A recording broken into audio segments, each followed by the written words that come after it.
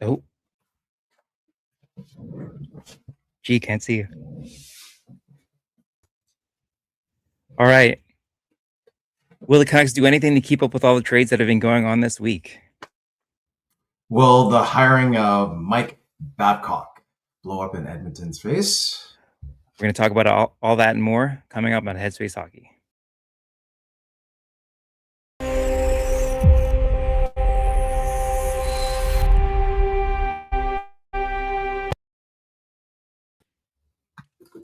Good evening, folks. Hello, hello. Welcome to another edition of Headspace Hockey, June 25th, 2026. It is 9:31 in the p.m. Slightly early edition of Headspace because there is a lot to chew on, that's to be sure. We are on the eve of the NHL entry draft. There's trades flying everywhere, talking about expansion. But real quick, G, how's your week been? As you can see, a lot of soccer. See, you A, joined lo- the. a lot of soccer. A lot of World Cup. I'm actually just watching highlights right now. Did you just get that? Messi jersey? Yeah, it's a nice kit. No, I got it from Argentina. I actually think This a one I lot. just got. I think a lot of the countries have nice kits, and that's one of them. I don't know if I could ever wear another country's kit because I would feel like such a phony. Why? You chase the player. I suppose. Dude, Anyways, Canada's only the first time they're in the world. Well, second time. I mean, first time was in Qatar, but yeah. yeah, it's yeah. I had to get one of these. So I mean, I just found this online, and I'm looking for another one. So if anyone's has Cool, one out cool. there that they're looking to sell, let me know. Well, once again, thank you for everyone for joining us for watching us on replay, but especially if you join us because it is a bit of an on time. We went from an on time last Friday to an on time to this week. But like I said, there is a lot to chew on. So before we jump into everything, I would like to get everyone up to speed with NHL draft week in a minute. Now, with the wrapping of the Stanley Cup final, we knew that all the deals were going to fly fast and furious leading up to the NHL entry draft, which it goes in Buffalo this year. It's another decentralized draft, but the deals this week are enough to make your head spin.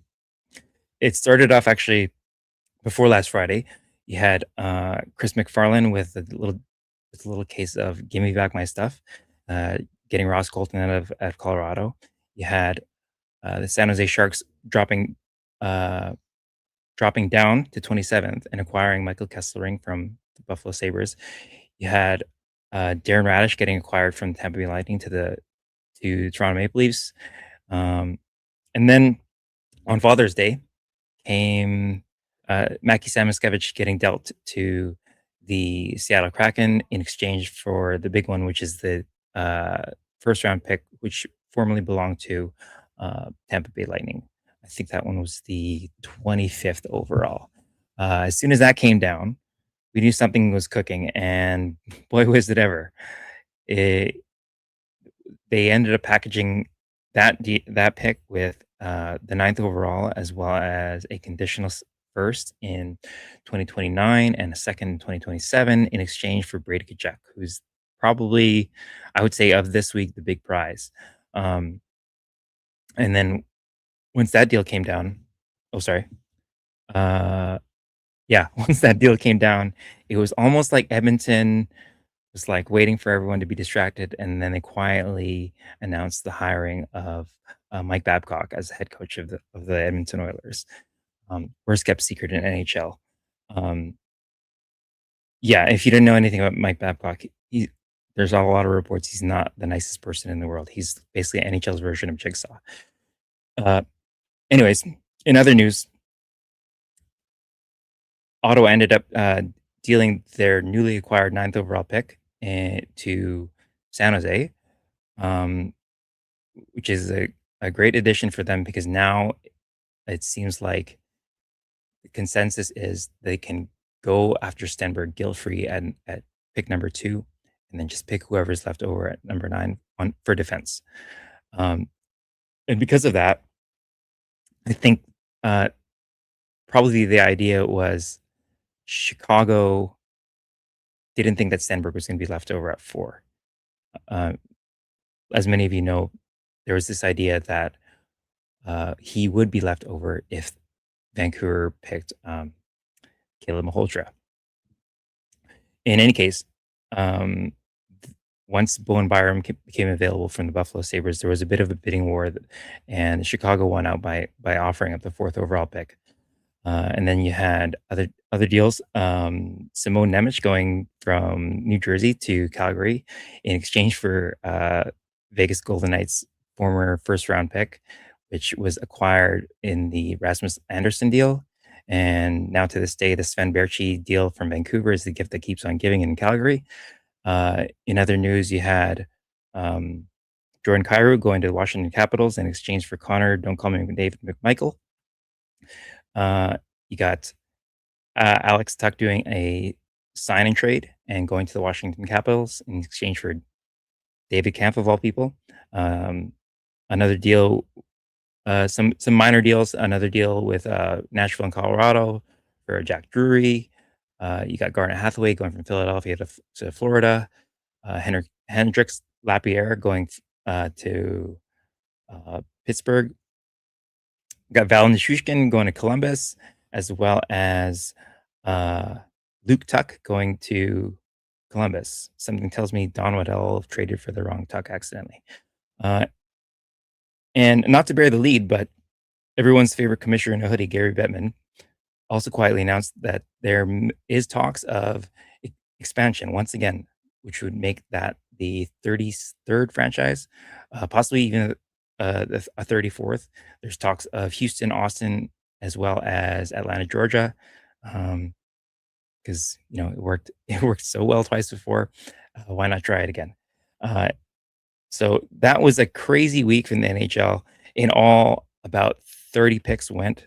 9 of them were first rounders. 2 of those first rounders were in the top 10. And as if you're a Canucks fan, it leaves you going, what are we doing? So, gee, what's your takeaway?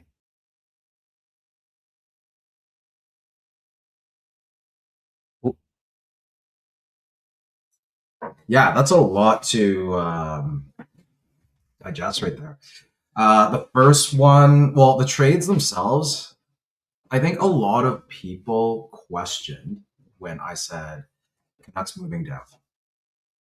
And I've been harping at this since, God, like before the end of the season.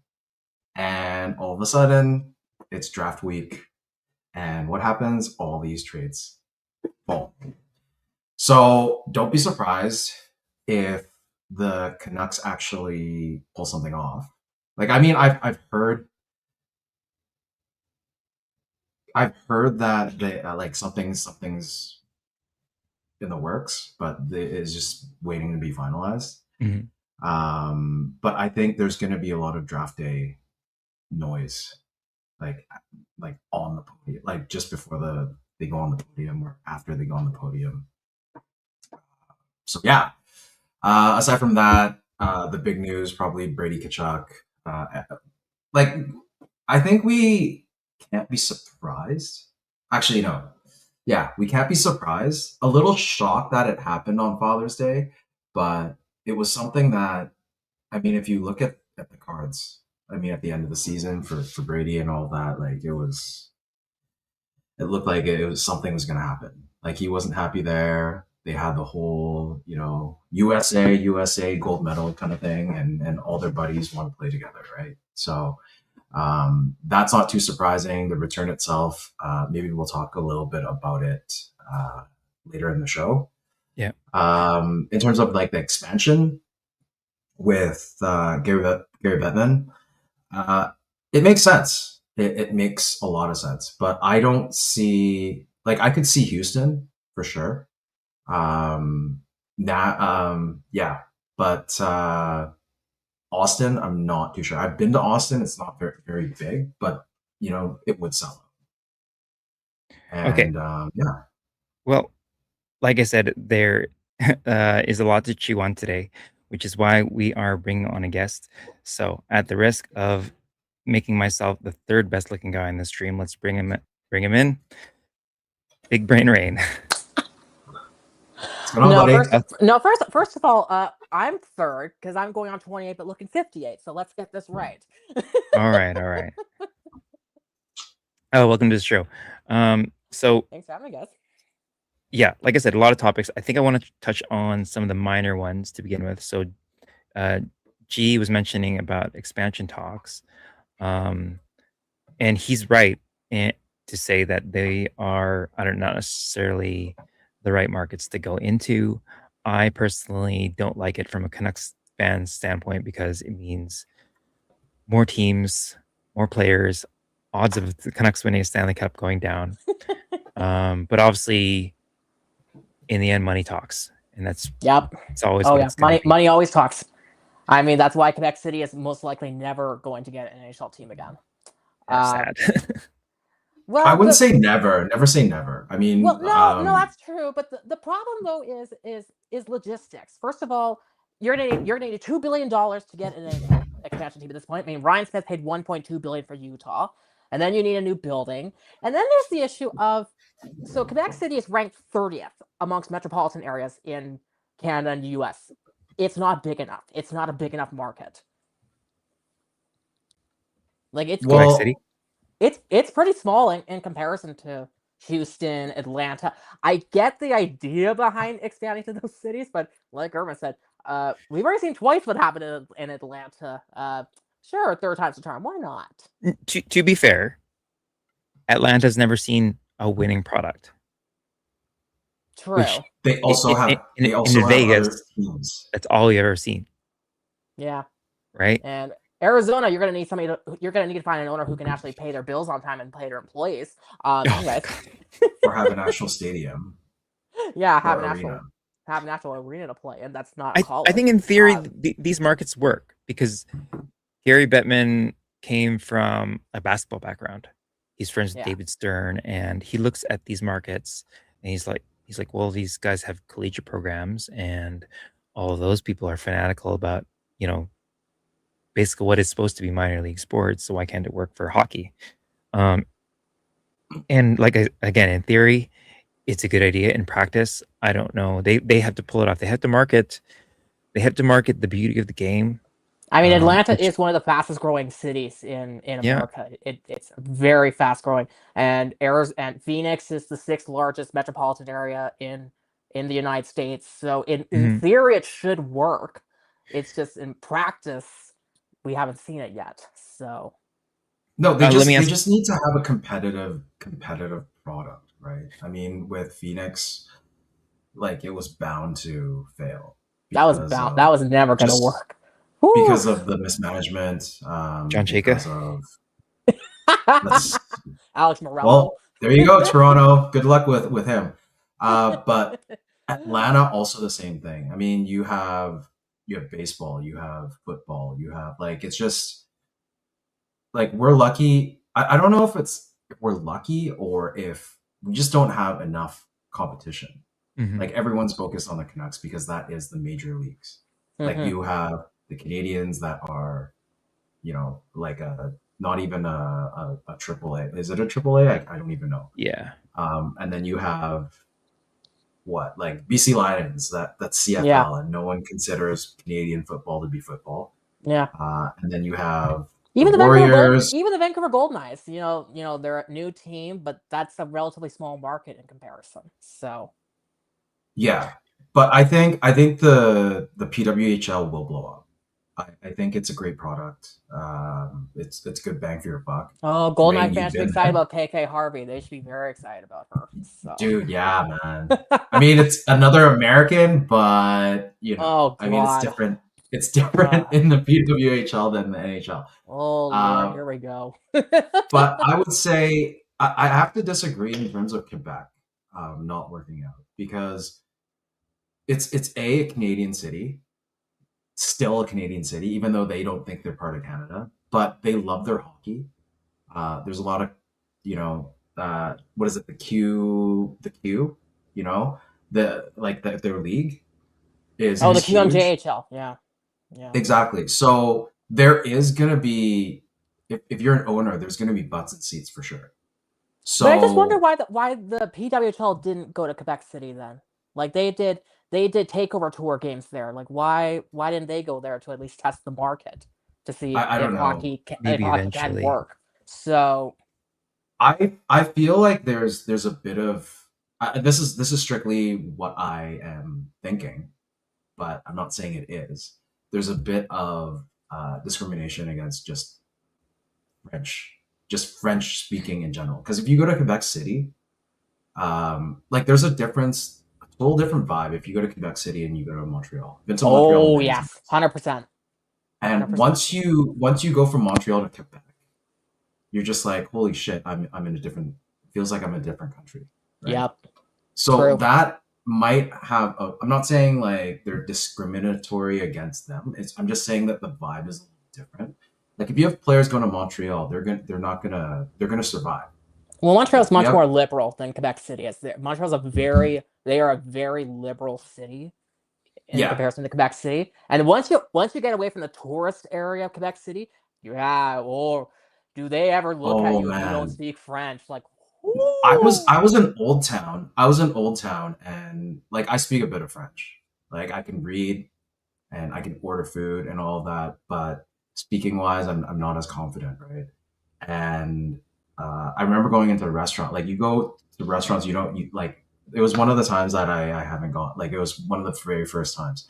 And I go and look at every restaurant, their menus, and I'm like, okay, this looks good. And this is a time before like smartphones, smart glasses. I mean, we had them, but it's not like you take a picture and it translates everything to English kind of thing, right?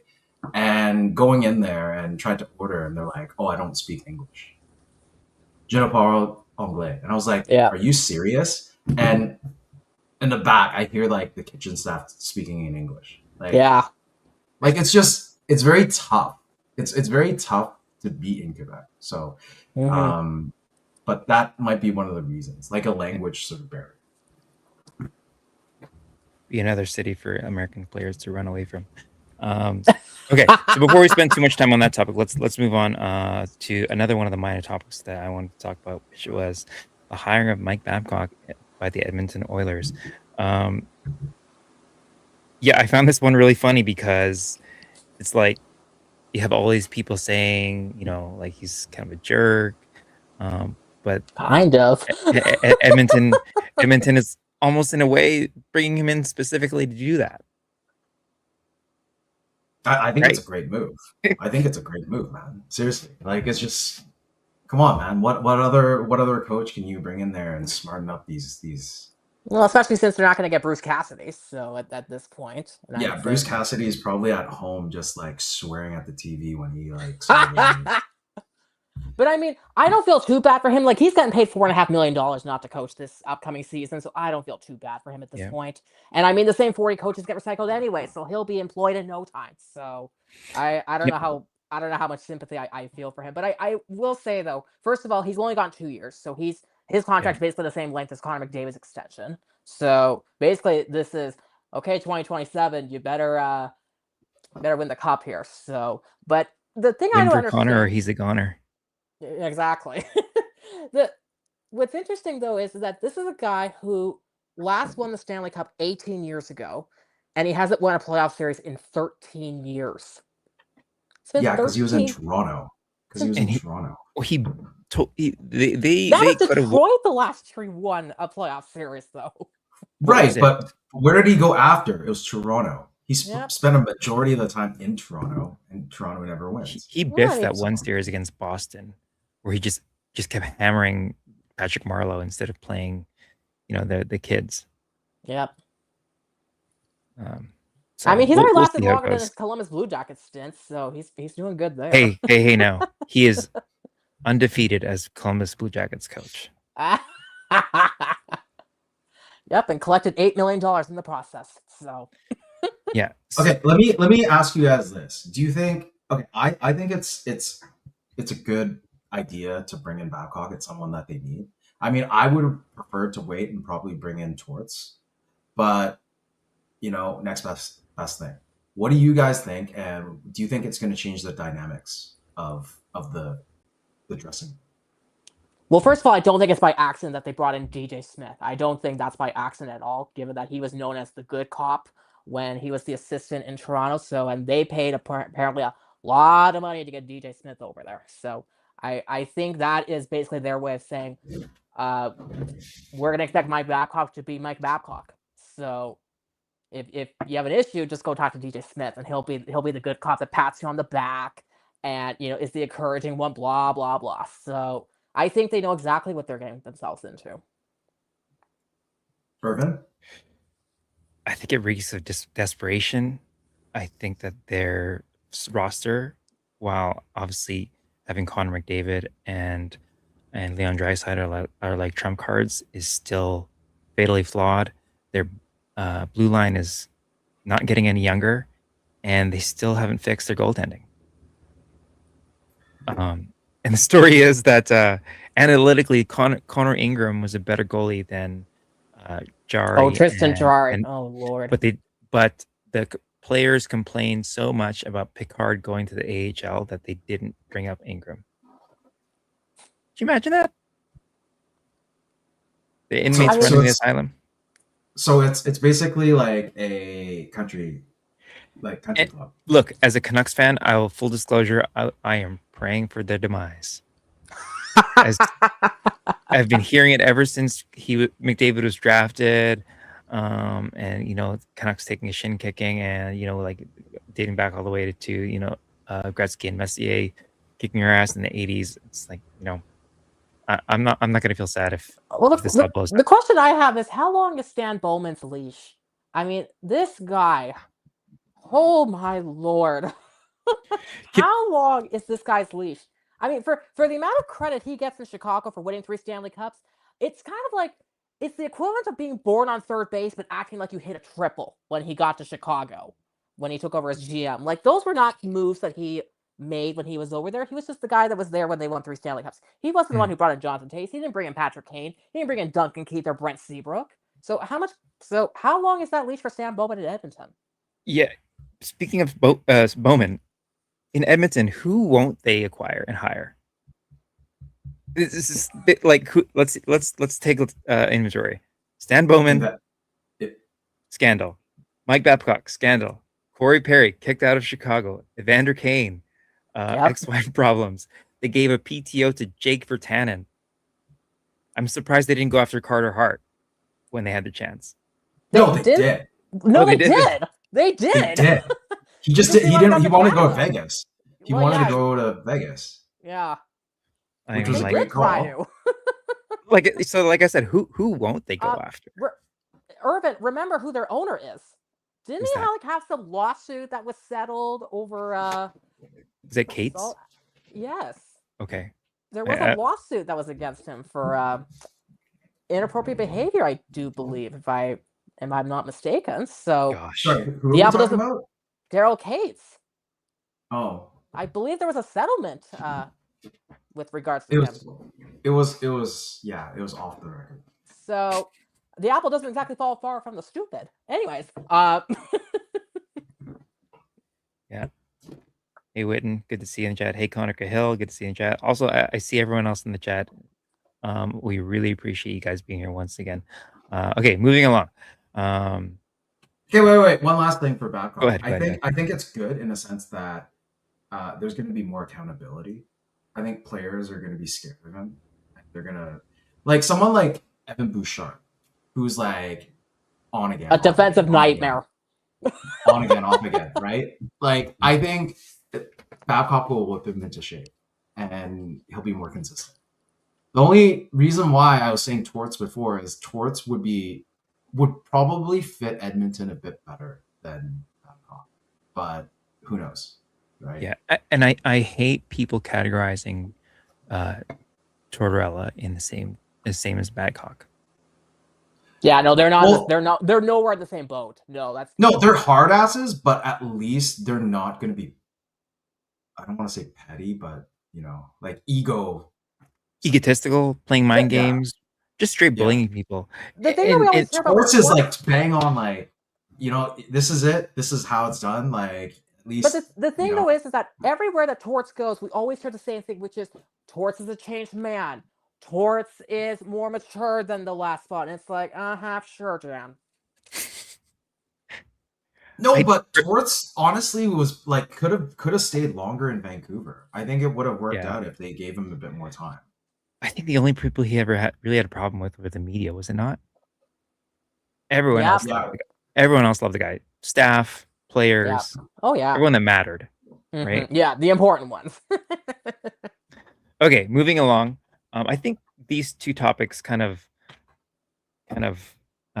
merge together in a way. It's the silly season, which is referring to all the trades going on, as well as player empowerment, aka ditching their franchises.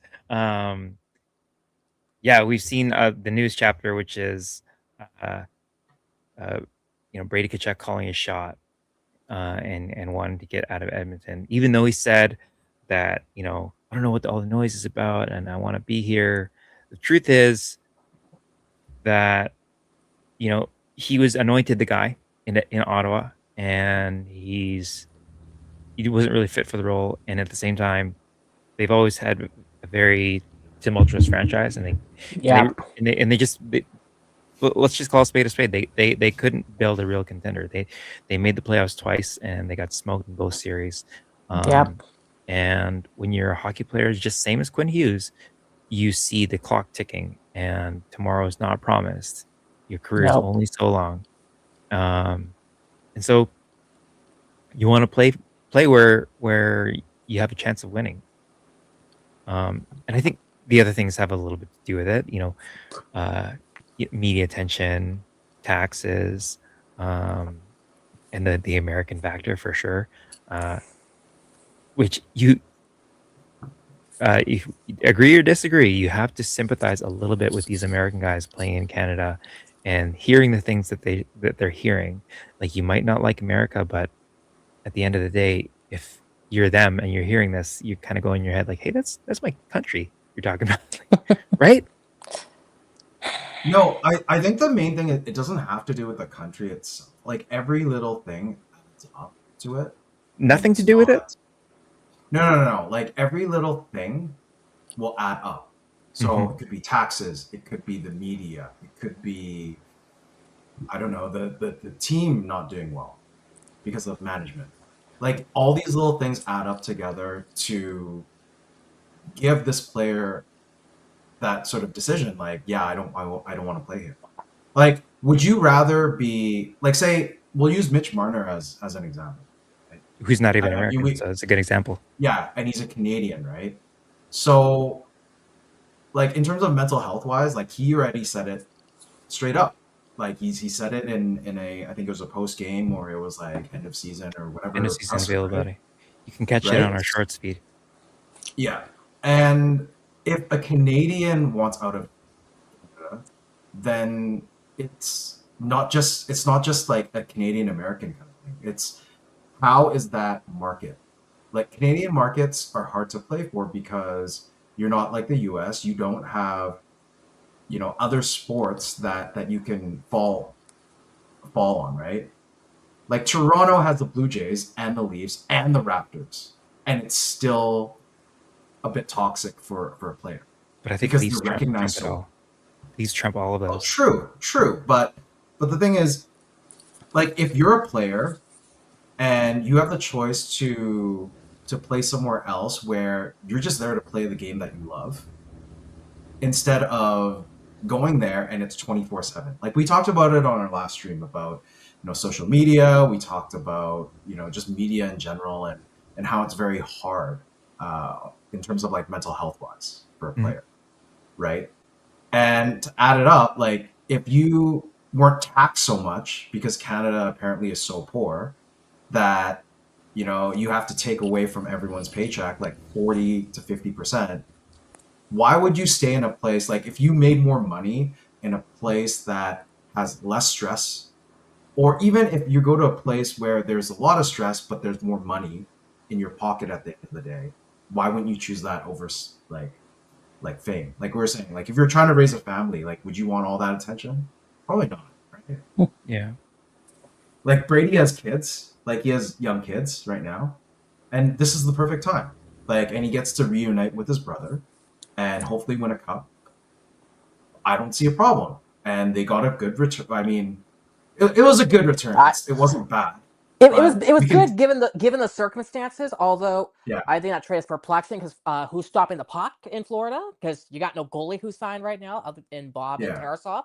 So that's where I'm a little confused by it. But to continue on with G's point, you know, hockey players have to earn enough money to the point when they retire at 40, they're able to live for a while because a lot of these players, they don't have a second career, they don't have a backup. So they have to earn enough money over their hockey career to the point where they're like, you know what? Once I retire, what's next? You know, what's next? It's not like as if you can go out in the real world and go, you know, work for a firm or whatever. It's like you don't have a backup. So you do have to earn enough money uh, while you're a hockey player. So uh, but I also will say with Brady Tkachuk, first of all, I've always said before, uh, always pay attention to the small things because big things only happen when you ignore the small thing first. And let's Mhm. not forget that he signed that contract in Ottawa hours before the 2021 regular season started. Hours before. And I remember there was a preseason game he was in attendance at. And every single chance they got during the broadcast, they kept zooming the camera in on him and talking about, you know, it's got to be real awkward that Brady's sitting here and he's not playing. When is he going to sign the contract? Like, when are we going to see him back on the ice? And it's like, he has been in trade rumors ever since then. And I also have said before, I think it's a red flag when a restricted free agent signs a contract like right before, like in September in training camp, because it's like, why didn't you get this done? Like, if it's a short term deal, fine, whatever. But if it's long term, it's like, why did this take so long? Like, there's got to be other factors other than money as to why this took so long. And maybe it is money, maybe it is taxes, maybe it is the fact that you don't have a successful contender. So I'm not surprised at all. And sure, Matthew, it had nothing to do with you being in Florida. Mm-hmm. Yeah. And you know, I feel like the undying loyalty to the crest is such an old school way of thinking. Um, you know, maybe it is a little selfish of these guys, but I don't think anyone else is going to feel sympathy for them. I don't. Well, especially because they're making what for us is an unfathomable amount of money. Really, to the No, average Joe. I understand that, but you can't compare apples to oranges, right? Like In terms these of, people, these people work their whole lives for it. yeah, That is their career, right? Like it's not like we doing our jobs and we went to school for a few years. They started training as kids, Yeah. right? Like that's a huge difference. You can't compare it to the regular Joe, right? You can't compare like a Connor McDavid who started skating when he was like 3, Mm-hmm. right? And secondly, like if you're making comparisons in between like a hockey player and something else, I wouldn't you feel bad for a hockey player compared to a basketball player? Look at the amount of millions we're talking about.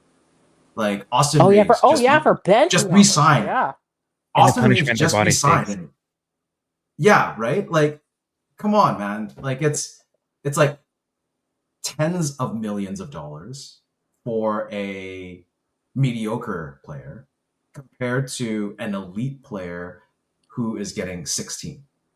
Yep. Like it's not comparable. But yes, okay, the NBA is much bigger. There's a lot more revenue, et cetera, et cetera. Like hockey is different. Sorry to bring it back to the whole expansion thing and how Batman is looking at it from a standpoint of, oh, it worked for the NBA, why won't it work for the hockey side of things? Because hockey's like a winter sport. Because it's like there's no comparison. Like for basketball, you just need a basketball. Yeah. Hockey, you need all this gear. Baseball, you need a bat and a ball. Exactly. So, And yeah, look at so the popularity of soccer. The reason why the World Cup is so big is because that barrier to entry to the sport is nothing. You can make a ball out of a roll of tape and paper, yep. and Yeah. just and you can play with yourself. Yeah. Right. Exactly. So it's very hard for hockey, and after, we're so lucky to be in Vancouver to have, what is it, like 6-7 games in Vancouver for the World Cup, and by comparison, like just watching with friends and chats and whatnot, like soccer is going to overtake hockey in maybe the next 5-10 years. Mm-hmm. Like, you have the Whitecaps coming up, like, Canada's team finally being better. Like, I feel bad for hockey players because, like, the revenue sharing in terms of sports wise, it's not equivalent in terms of how much money you need to invest and time you need to invest in playing hockey compared to other sports. So think of it from that mindset. Like, you don't have sympathy for these guys. Like, they're regular human beings. We talk about it all the time. Like, they're the same person. No, I'm not. Right? Sorry, I was gonna say I hate when people throw out this thing about them being rich and they don't deserve sympathy. Everyone has their own problems that they're dealing with at their own level, and if it's a problem, it's a problem, whether you're rich or not. Well, and just because you make a lot of money, that doesn't mean you have a lot of money. And that too, Exactly. but even if you have the money, there's still problems to be had and feelings to be had. I was you'll remember this. I was talking about the interview with Troy Stetcher and how he felt just discarded by the Canucks, by ownership. He was. And yeah, and we were in a group chat, and I was saying, like, that really sucks for the guy. It was and truth be told, that's a local player, and it's a player that we all as Canuck fans really connected with. And I said, that sucks that they treated him like that he feels that way. And that somebody in our group chat was like, yeah, I'd like to feel that way. Like, basically saying, like, who cares? He has money. Like, I don't know. That's a shitty way to look at life. Yeah, Yes, no, that's not the way you can look at it. But the thing is, you guys, sorry, the reason why I swayed it away was because you guys were saying there's no sympathy for people like Brady Tkachuk. Like, it's just, they're people at the end of the day. So that's why I have it was sympathy more for him. like, I know you he's a just villain. said you did it. Well, I think for me, it's more of dealing. It's more of dealing with, like, media. That's the part I don't have sympathy for. But I do have sympathy in the sense of, yes, I think it's great that he can go play with his brother in Florida, and I do think the media in Ottawa was toxic to him. I also think it's not surprising that he's wanted out of there for longer than I think he's willing to admit. But no, what I'm saying is that this person in our group chat was saying that they don't have sympathy for hockey players. I definitely have sympathy for the fact of them being in a public forum, in a public job, and they take a shin kicking in social media, and nobody stops them and trains them on how to deal with this because it's such a new thing, right? We've only had it in our lives for the last less than I'm the first generation that grew up with 16 or so years, right? And their managers, like we said last week, they definitely don't know how to deal with it. Nope. And so can you blame them? A lot of these guys, can you blame Mitch Martin for wanting to leave Canada? Can you blame Connor McDavid for having one foot out the door? Right? This one's interesting by Connor Cahill, one of our friends of the show. I have no sympathy for McDavid, his choice to take a pay cut and stay for another 2 years of disappointment, only to get rewarded with a dinosaur for head coach. Well, Connor's always got the knives out for Connor McDavid. So. Yeah. Well, the thing is that McDavid is, first of all, he's a walking endorsement. Like, if he's not getting paid money to play hockey on the ice, he's, in CIBC commercials or whatever. So, he's got a second revenue of doing advertisements. So maybe that's where the lack of sympathy comes from, because he's got more than one income generation. So. Yeah, I don't know with Connor McDavid, like, he's such an amazing player.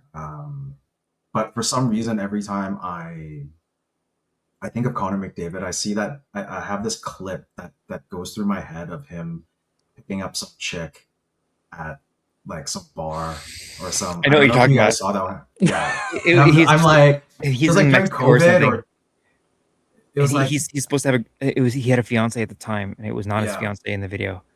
yeah, Oh God. yeah. So hopefully he's better now. But anyways, that's Okay, a side topic. moving along to the rest of silly season. Yeah, what did you guys make of all the picks flying around and all the movement? Like Rain and I were talking before the stream about like what's even going to be left for free agency There's gonna be if nothing left. you know. This is a terrible free agency class. It's getting worse by the That's why day. it's perfect timing to have you on right now, because it's like before off season and Okay. all these big names have come out, and you've been wanting to talk about this. Well, first Promised you. Actually, I Yeah. stole you from a different show, saying that Yes. we would be the first to have you.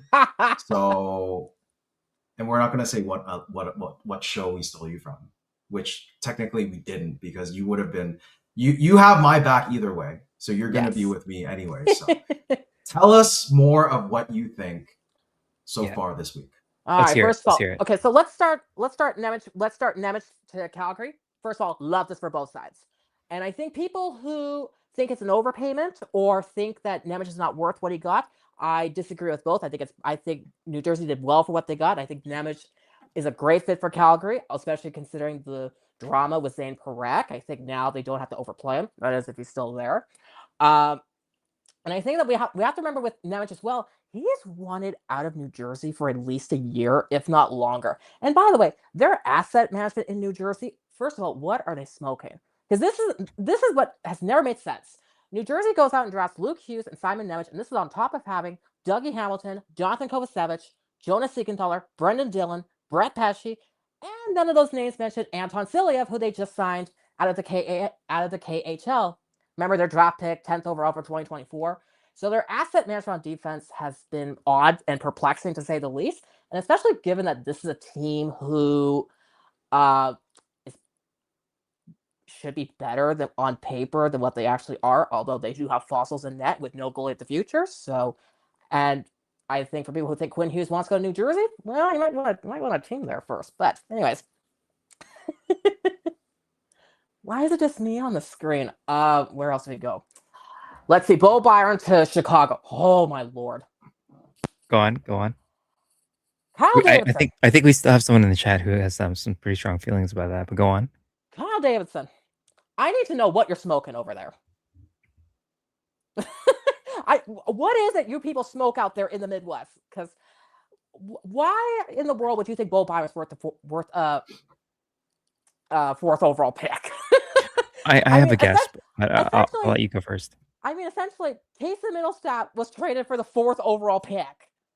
Who in their right mind? Who would have thought that? Wow, it's funny to think of it that way. Hey, getting back to the Tkachuk thing, it's funny that those two were dealt, because if you remember Matt Duchene going to Ottawa, for a first round pick, that ended up Ottawa being could decide, do they want 2018 or 2019? They opted to use 2018 on Brady Tkachuk, meaning that 2019 would go to Colorado, and they ended up taking Cale Makar. No, that was Bowen Byram. Was it Byram? Oh, when was Makar then? Wow. And so, yeah, what is after all that? Ottawa's left with Eklund. I like Eklund. This is, it is a high risk, high reward trade that the Senators did make with San Jose, because Will Eklund has always been kind of the forgotten one in San Jose. Like when you think San Jose, you think Macklin celebrating, and by default Will Smith. And then once Michael Misa really entered the picture, Will Eklund was kind of left by the wayside. I mean, he's very talented. He's also not the greatest defensively. So wasn't he 4th overall? I believe he was 7th. In 2021. I think he was 7th in 2021, if I'm not mistaken. Okay. But this is not without risk, though, if you're the Ottawa Senators. I mean, granted, he is cost control, 3 years left at 5.6. it's not the first time Eklund's been in trade rumors. Like he's been in them since before he signed that bridge deal because people were kind of like, what's the deal here? So he's been always kind of the Thank you, he's always been Blue yeah Jay he's M. always been kind of the forgotten one when it comes to the Sharks. I like the move. I hope that he does grow. I mean, he's not going to replace Brady Tkachuk. Let's be realistic here. Oh no. Let's be realistic here. But they did need a hole. They did have a hole that they needed to fill, and I think that they got Eklund mostly because given what we've seen so far with Jason Robertson, and oh god, he is overplaying his hand at this point. Holy cow! Going back to the Chicago element, to me, what we're seeing is the desperation. The desperation it does reek of desperation. They didn't do enough during Bedard's ELC to build it. I think what had happened is before they got Bedard, they had stripped it down too much. That when he showed up, which they didn't necessarily, it was not a guarantee that they were going to win the lottery and get him. And then he shows up, and then we see he's a pretty fantastic player. But now he's got basically no one to play with. He's got Frank Nazar, and they tried to, they tried to give him some window dressing with Taylor Hall and would Robertson for 4th overall have made a bit more sense? That would have at least made a bit more sense. I could sure, but I still think you don't have a team. But also now I wonder what happens with Kevin Korchinski.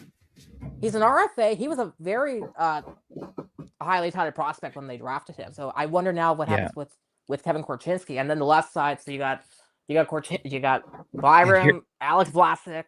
And here's the other thing about acquiring. Byram could be great, sure, but he's up for a race too. And so the argument that's been no, but he re-signed already, didn't he? No, he's still an RFA. I think he's still an RFA. Thought I saw something that he was. Somebody jump on the Google machine. No, I'm going. But it is that case of when you find that ace, that special player, you're in go for it mode. Yeah, we saw it in Vancouver when Hughes showed up.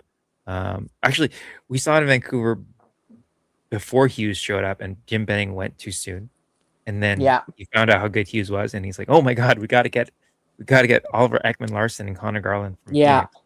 And the justification I bet Chicago's thinking is, well, let's see. Well, Byron was playing behind Cale Makar, Devontae, Sam Girard in Colorado. Then he was playing behind Owen Power, Rasmus Dahlin while he was in Buffalo, so he didn't get the chance to, show that he's number one. This guy is injured prone like there is no tomorrow. Byram? Yes, including concussions. He's got a concussion history. So this is... Oh boy, like I said, if you think about it, Casey Mittelstadt, who, remember he was the guy who could do a pull-up at the NHL Combine his draft year?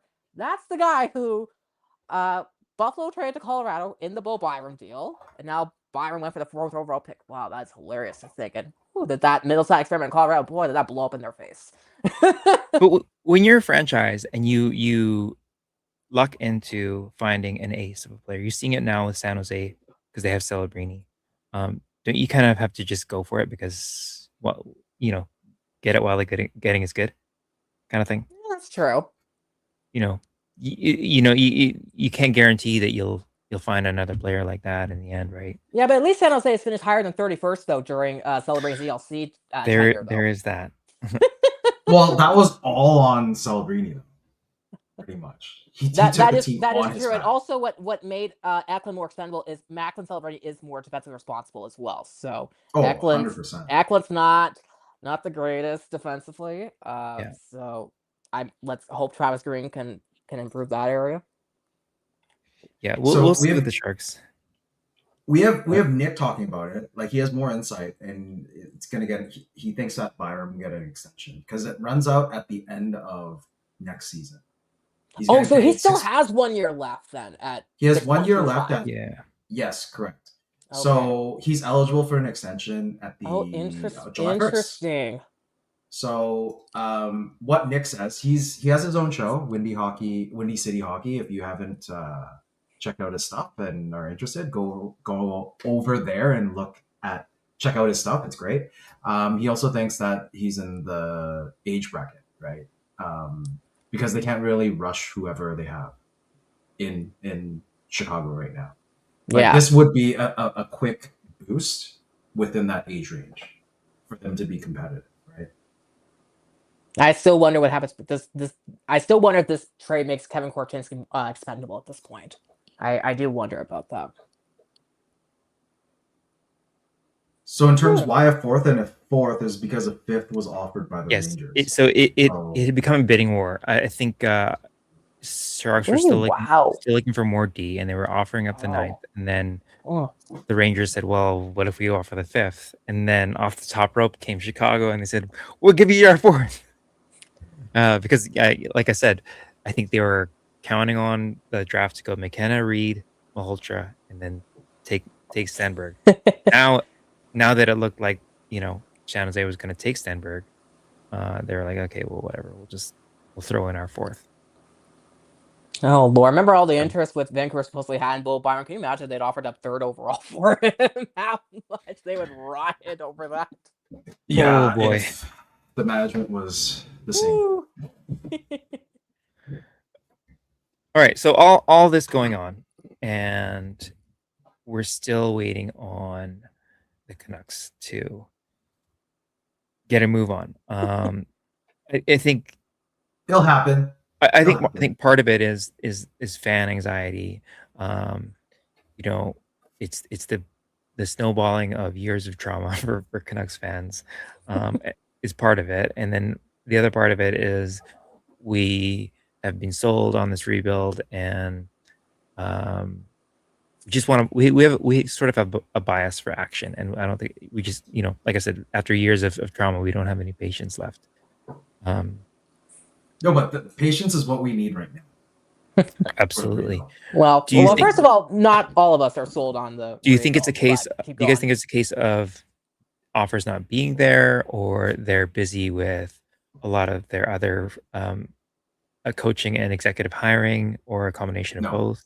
Yes. Well, the coaching and the hiring and all of that, Ryan Johnson already said today that it's going to be next week. They already have stuff in the works, right? But in terms of, like, I have to say what Sedin said at I think it was the first presser, or it was one of the interviews about, to go faster, we need to go slow. You have to go slow first, right? So right now, like, just because everyone else is making all these trades and all that, like, yeah, it gives media more ammo to bust on the Canucks. But the thing is, they're doing what they have said. If you believe in the big four, they're what they want to create in Vancouver, then you just have to follow the path, right? You can't jump the gun because someone else is throwing out picks like they're fucking Tic Tacs. Sorry, apologize for swearing, but they're like Tic Tacs. But yeah, just they'll have a good player at third. Like they're apparently willing to trade the 24th to either move up or move down. So just believe in the process and go with it, right? It's a new leadership group. They're working the kinks out, and hopefully, we just have to hope for the best, right? I think Canucks player options are also the tertiary market. I think they are kind of the plan C or D. I don't think they're viewed as the top priorities you must get. Like, yeah, because I think if those offers were out there, like the debate about is Jake DeBrusk worth a first round pick, they would have taken that if that offer was out there. Right. I mean, let's not kid ourselves. That offer would have been taken already. We're seeing like these defensemen move this week. Guys like Kessling and Byram, and then fans are talking themselves into like, well, Hronik's better than that. What could we get for Hronik? But I think that the stink of the 32nd place season still lingers large, and these players are part of it. Like sure, in theory, DeBrusk, Besser, Hronik, they're valuable guys who can perform, but they were part of a team that fundamentally failed this season. So I think that's why you're seeing a lot of offers not being there. I think you're on the train of trading. I would too, Me? but Well, he's part of it. I mean, I think there's something I didn't realize was about retention spots, and that we were limited on them. Yeah, only allowed 3. Right. So if you waste one, then you're down one, right? Because I was thinking like, everyone's talking about retaining on Pedersen. Like I wonder what could you juice out of a trade if you retained on DeBrusque? it's at 5.5 already. There's no No, I wouldn't waste that spot on that. Yeah. no, yeah, that's not the player to. Rain and I were talking about retaining on Pedersen, and everyone's thinking in the $2 to $3 million range.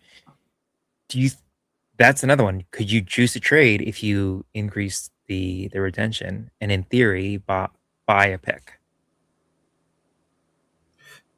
I mean, at the end of the day, I'm still not on the train of trading him because he's like he has that potential. You have new coaching, you have new leadership management in place. I think it's best to hold off and see how he does. If he's ready for training camp, if he's ready for the season, if he plays well, then his value goes up. Then you don't have to retain him, right? And at that point, because like going back to the point of what Nick was saying, Nick from Windy City Hockey, is that sorry, I kind of lost my train of thought, but you have to build that value back up for Pedersen, right? And in the age sorry, what I was referring to for Nick is the age range, because PD's already at what, 29? It's going to be 27. Okay, whatever. He's not in that age group, and neither is Besser, neither is Hronek. And in terms of leadership wise, like you could go and sign a UFA like Luke Shen, or who's the other guy who came? Ian Cole. Ian Cole, right? So in terms of trading Hronek, I see this as the perfect time. Trading PD, no, because he's at an all-time low. Because he plays defense, he just needs to untap that offensive side once again. And once that's there, then you trade him for better assets, because you're in a rebuild enjoy life again. Yeah. Right. And I think it had to do with coaching. Like I was in a group chat the other night talking about it, and if you look at it, you just can't blame PD.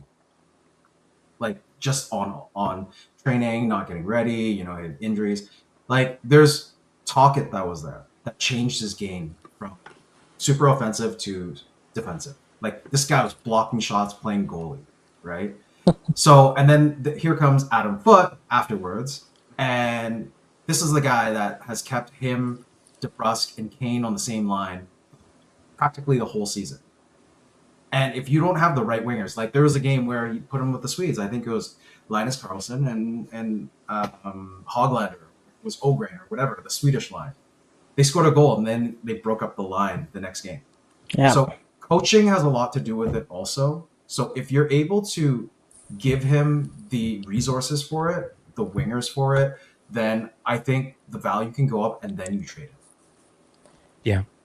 I will say too, I think it sounds easy in theory to say, let's trade all the vets and, get a bunch of kids. And that sounds easy in theory until we think about how that went for the early 2010 Oilers. Remember how terrible those early 2010 Oilers teams were when all they had first round just first kids? overalls? So let's be careful about just trading a vet for the sake of it. Like, be very careful what you wish for. I mean, no, I get that. It depends on what's in return. Yeah, but anything you get, all of them though. If it's worth it, I think you do it, but that's always a big if. There's no rush with these guys. These four guys. If we put them in the same camp, Pedersen, DeBrusque, Besser, Hronek. I will say though, going back to Buffalo, we talk about talk about how great of a season they had, but now we talk about Buffalo like as if the last 15 years prior didn't happen. It's like let's pump the brakes on calling Buffalo a contender. It's like we do realize this is the first time in 15 years that they've made the playoffs. So let's see if they can repeat it. Well, they lost Tuck. That's a big blow. Let's see what they can farm with this fourth overall. I don't love that contract, but I love what Washington's doing. No, they're trying to get Ovi back because Ovi won't make a decision until July 1st. Okay, because he's a UFA for the first time. Yeah. 15. What is it? Is it 15 years in Washington? Oh, it's like Still 20. Yeah, or 20. Okay. 22. It's like 20. Wait, yeah. He was drafted 04, and then they had the lockout. So he's played every other year since then. Yeah, long time. Long time of being him and Crosby being the face of the league. But Washington's gonna do well next year, I think. They're making the right moves. Yeah. And yeah. I love that Kyrou trade. I love it for Washington. Love it for both. I think St. Louis did relatively well in that. Like Milton Gastrin is that's not a sneeze, or that's not a throwaway. Just watch John Carlson circle back to Washington, and then Bob's your uncle. I mean, I could totally see that, but whew.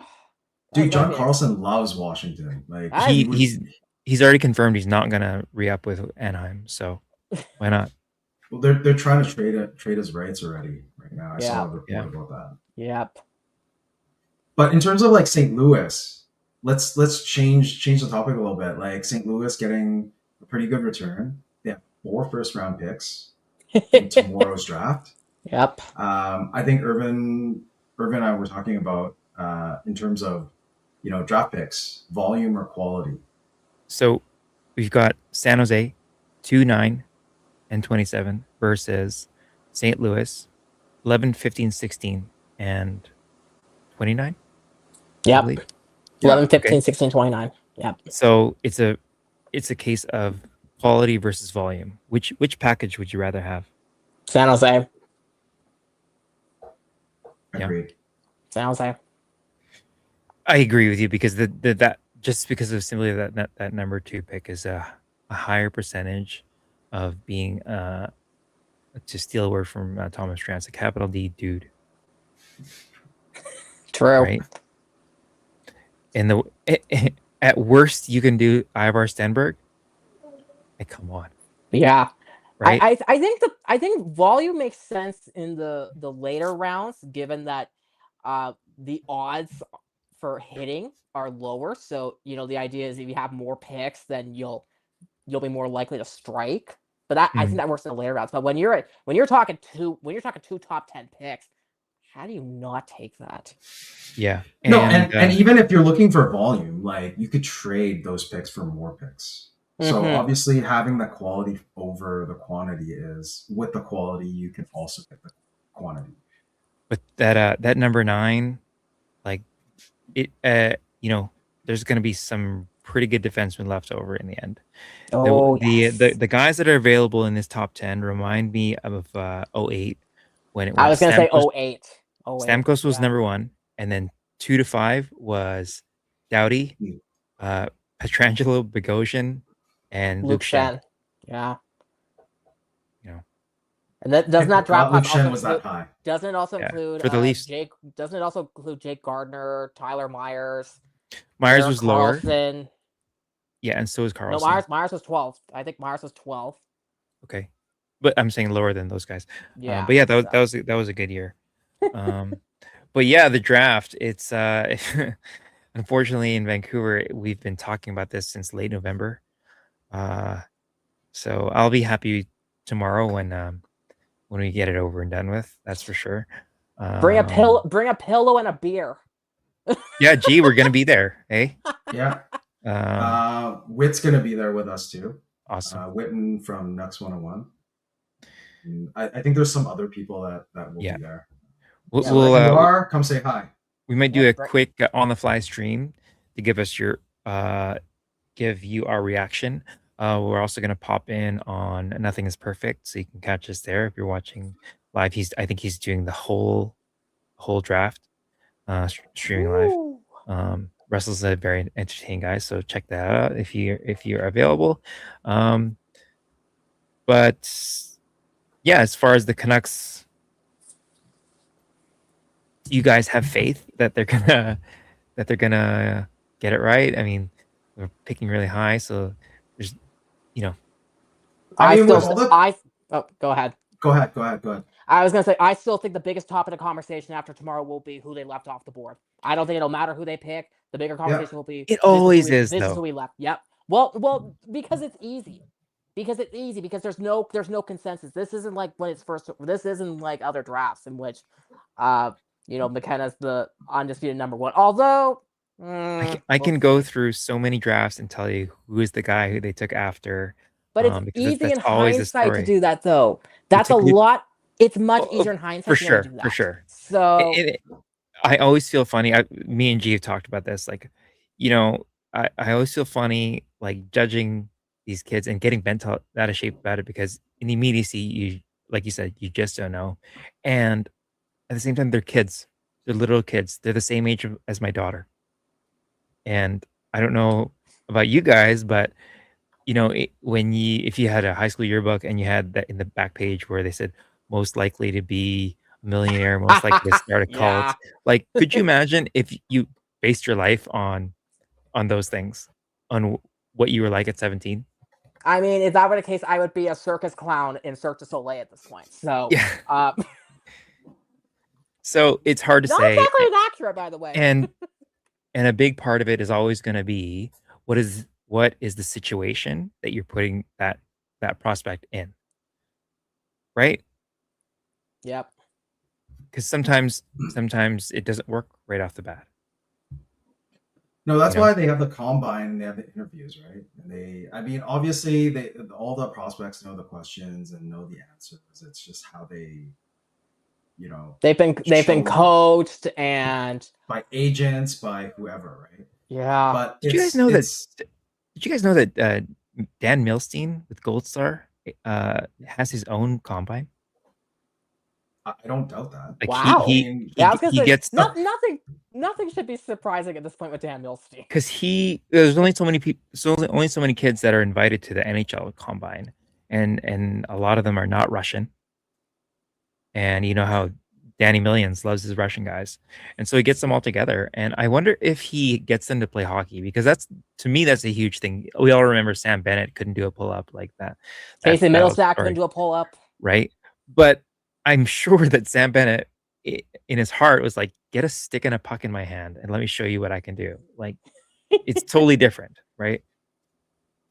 No, but at the combine, well, it depends where it's hosted. Like if it's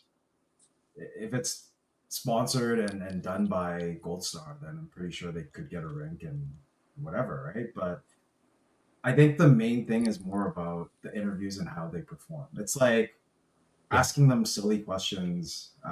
Extreme betting, as they call it. Yeah. Yeah, and just see what the reaction is. Like something totally off the board. I think I heard a story about how I love one of the GMs. I love Brian Burke's stories of him interviewing combine players. They're hilarious. Like asking what kind of dog do you have, or what kind of watch do you wear, like those sort of questions. Yeah, because they've been coached. They give scripted answers. They're always so boring. I mean, if you need anesthetics, just watch the NHL decentralized draft. That'll put you to sleep in no time.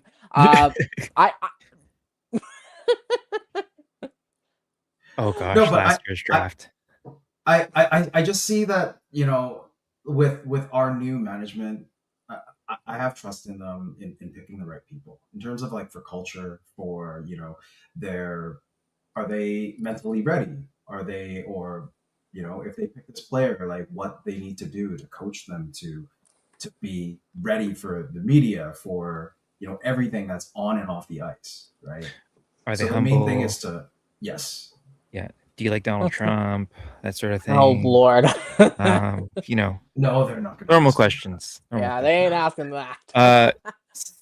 Something we prepared for the subject of the draft is a mock draft top 10.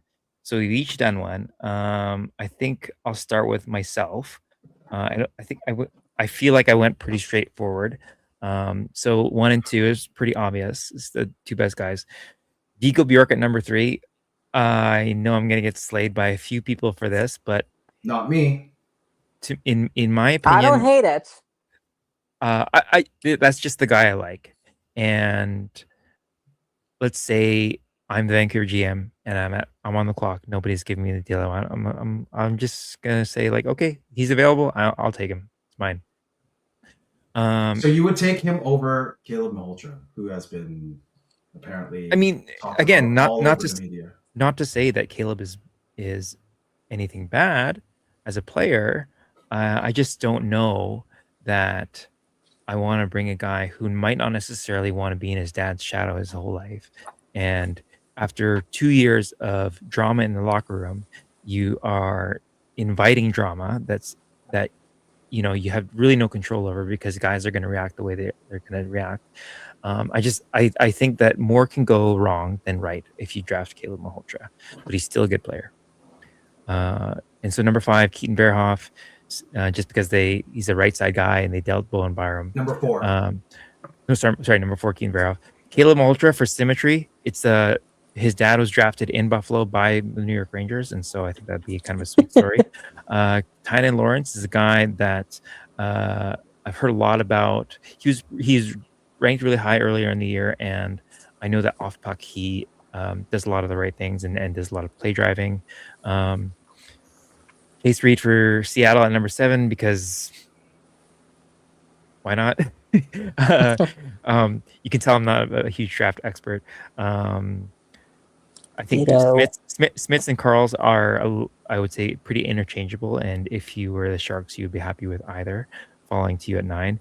And I just wanted to go one off the board pick because you know that every year somebody's going to go way off the board and it's going to throw the rest of the draft in flux. So I went Nikita Klepov at 10. Next up, we have a Reigns mock top 10. A little bit similar to mine. Why don't you go ahead and explain your picks? Well, I'm first of all, I'm really hoping that blows them in Toronto's face that they dropped Ira Stenberg instead of McKenna. So first of all, I'm not a draft expert either. I know very little about this draft class. So, and then I think I have McKenna going 1. I think that the Sharks will take Ira Stenberg, although I do think they should take a defenseman, which I have later. Now, I should say this is not who I would want, but this is just who I think they're going to take. If I had my pick, I would pick Chase Reed or Ira Stenberg, but there's something that tells me that Caleb Malhotra will end up at Vancouver. Buffalo, I got Vigo Bjork because it has sounded like they're going to take a centerman in this draft. And I do think Vancouver will be the wild card for who Buffalo selects. So if the Canucks take Malhotra, I do think they will take Vigo Bjork, excuse me. Although, in my opinion, I think they should go right defenseman.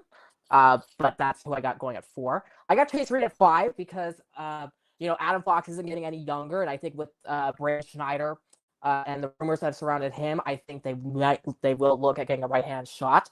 Calgary with Carson Carroll's the same as Urban, kind of inter-swap between Carroll's and Schmidt and Smith, given that they just acquired Simon Nemec. They got Zane Parekh on that right side, although we'll see how long that lasts.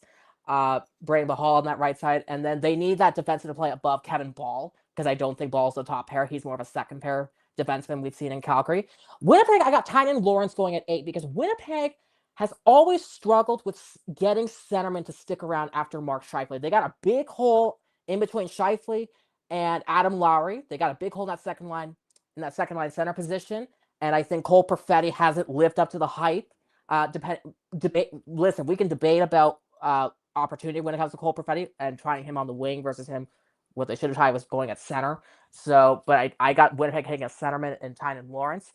San Jose, I think it's Keaton Verhoff or whoever's left in terms of the blue line. And Nashville, just Jackson Rudolph, because I can't name a real right-hand defenseman in Nashville. So, but I do see a scenario in which Verhoff or Rudolph is switched around, but that's who I got. And again, this is not necessarily who I would want, but this is how I see it. Okay, awesome. Good list. Good list. And poor Hunter Brustevich in Calgary. Seems like he's gonna, if that happens, he's gonna get lapped by Carson Carls in a couple of years. Okay, G, you are on the board. I really went off the board on all of this, as you can see, and some people are gonna be chirping at me too. It's your list, buddy. Yeah, so I have Ivor Stenberg going number 1. A lot of people are not, but especially Leafs fans are not going to. I don't hate this, man. I don't hate this. I get it. Yeah, I get it. Yeah, no, I do too. Given Matt Sundin, Swedish, he should pick a countryman, make a splash. Even though Cheka is the one that's making the call, I think Stenberg is way more NHL ready than a lot of these players. And just watching him, at the juniors, watching him at the Nationals recently, World Cup or whatever that last big event was. Man, this kid can play against the pros. So if I was Toronto, I would take Stenberg and slot him right with Willie Stiles, another countryman, and hopefully get them a good center, and roll from there. San Jose, I still have Chase Reed, because who doesn't need another defenseman? Like, yeah, even though they got another D-man recently from the trades, I think they need something in the pipelines that they need a name on that San Jose blue line. They need a name, particularly on that right side. Exactly. So they need a name. With Reed slotting in a couple of years, I think it would be ideal. I mean, especially with San Jose's trajectory right now, they are closer to making runs. I mean, they'll most likely make the playoffs next year. So Reed, maybe a late season addition, or maybe he'll slot in right away. Who knows? But Reed could be ready. I have McKenna dropping to 3, and this is like a pipe dream. So if I was San Jose, I would get him. I would get McKenna, even if I don't need him, and trade him off or trade off the pick for more assets, just so they're ready. But if McKenna drops down, then Vancouver's definitely going to go for McKenna, right? And that's the person that they're super high on. Buffalo is interesting. Carl's big guy, big Canadian guy, big body, love it. I think, with the departure of their big defenseman, or a defenseman in Buffalo, they probably need another in the pipeline. That's why I picked Carl's. Caleb at 5 for the Rangers. I picked him kind of the same way Irvin picked him on 5. He'll drop down to 5. I mean, if Rangers somehow trade down to 7 with Kraken somehow, I would probably pick Caleb at 7. But that's the reasoning. Flames, Smits. I mean, who doesn't need another big defenseman, left shot? I don't know if I think Parekh plays on the right, and that would be a great addition with Parekh. I love Parekh. I mean, I wish the Canucks had Parekh. Great Canadian kid, played amazing at the juniors this year. So Smith's at 6. Kraken. The Kraken need another D-man in the pipeline, in the system, and the next best thing is probably Dexon Rudolph, another big boy. For Winnipeg, I have Tynan Lawrence because they need a center. I mean, with Jonathan Taves leaving, I don't know much about their pipeline. Tynan Lawrence, great hockey IQ. At one point, he was top 3. So if they need a forward, a center, I think Tynan Lawrence would be the next best thing. I would probably put Bjork up there, but he's not as big as Lawrence, and Jets need someone that's bigger. That's why Bjork went 9th. I mean, if it was me, I would want him in Vancouver. I would trade down, get an extra pick, and draft Bjork in between, 4 and 8. And then the last one went off the board with Wyatt Cullen. Preds also need another forward, a good left winger, and Wyatt Cullen has the pedigree for that. Interesting selections. Yeah, no, I'm not trying to be facetious, but like I said, I like Bjork a lot. I think he plays big, and that's probably what matters most. If he were 4 inches taller, he'd be probably the first centerman taken no if ands, Yeah, or buts. from what I've heard, he's got a Yeah. good wingspan as well. So, And sorry, I actually forgot Verhoff. Like I initially had Verhoff going in the Flames. oh, I didn't even notice that. But Yeah, I no, mean, I noticed it. I'm like, oh, he doesn't even have Verhoff in the top 10. stranger things have happened, right? Well, look at Jacob Chikrin. Remember, he was projected to go to the top 5, and he went 16th. The ones I remember are Camp Bowler was a teammate of Taylor Hall's, and Yep. everyone for sure thought he was going to go number 3, and he dropped down to number 10. Seth Jones, people thought was going to be taken by Florida at number 2 in the Nathan McKinnon draft. He went to 4, ended up in Nashville as like a twin towers with Shea Weber, and so Ryan Suter. yeah, it's a good one. Shane Wright, people thought was the consensus number 1. Yeah, it'll be Actually, interesting. you know what? I might swap. Mulligan. No, yeah. So instead of Albert Smith's at 6, I'll probably put Verhoff there. Just so he has some familiarity with Sure. there. Yeah. So yeah, I'm gonna switch that up. Well, depending on what they do with Parekh and Calgary, I mean, they might if they keep him or not. If they keep him or not, yeah. And then I totally forgot about Hunter Pustevich. I totally forgot about that. He's the forgotten guy, right? And like I said, that happens in organizations where guys feel like they got a good spot. Like, remember who's our guy? Jack Rathbone. Yeah. He was supposed to be our new dynamic defenseman. And then a year later, we drafted Quinn Hughes and Jet Wu. And the next thing you know, we signed Tyler Myers. And the next thing you know, we traded for OEL. And that was it. His career was basically over. That's Simon Nemec in New Jersey in a nutshell. You know, they draft Nemec, and then they draft Luke Hughes and Anton Silyev, and they signed all these other defensemen, and no wonder he wanted out of there. Right? Oh, and yeah. Again, always ruthless. We're talking about kids. Sorry, just before we go on, we do have a couple of top 10 predictions in the chat of people's own that I've marked. This one from Prick Fetty, friend of this show. He's going to go McKenna 1, Stenberg 2, Malhotra 3, Reed 4, Smiths 5, Carroll's 6, Verhoff 7, Bjork 8, Rudolph 9, and Lawrence at 10. Again, pretty solid. It feels like a lot of these are very, very interchangeable. Here's one from Blue JM. McKenna, Stenberg, Reed, Carroll's, Malhotra, Smiths, Bjork, Cullen, Rudolph. So a lot of the same. Yeah, if I'm Vancouver, I want Reed or Stenberg, but there's just something that tells me it's going to be Caleb. I don't know why. It's hard to say if there is a lack of quality or an abundance of quality. Yeah. The way these picks are so interchangeable. And to your point, Rain, like you said about who Vancouver is going to leave on the board, that's always going to be the case, and it just always has. You remember always will. We took Luke Bourdon, and that meant we left Anze Kopitar on the board. We took Ryan Kessler, and that meant we left Mike Richards on the board. You took Ul Levy. That led Matthew Tkachuk on the board. Oh my God! Don't even bring that one up. Sorry, guys. Yep.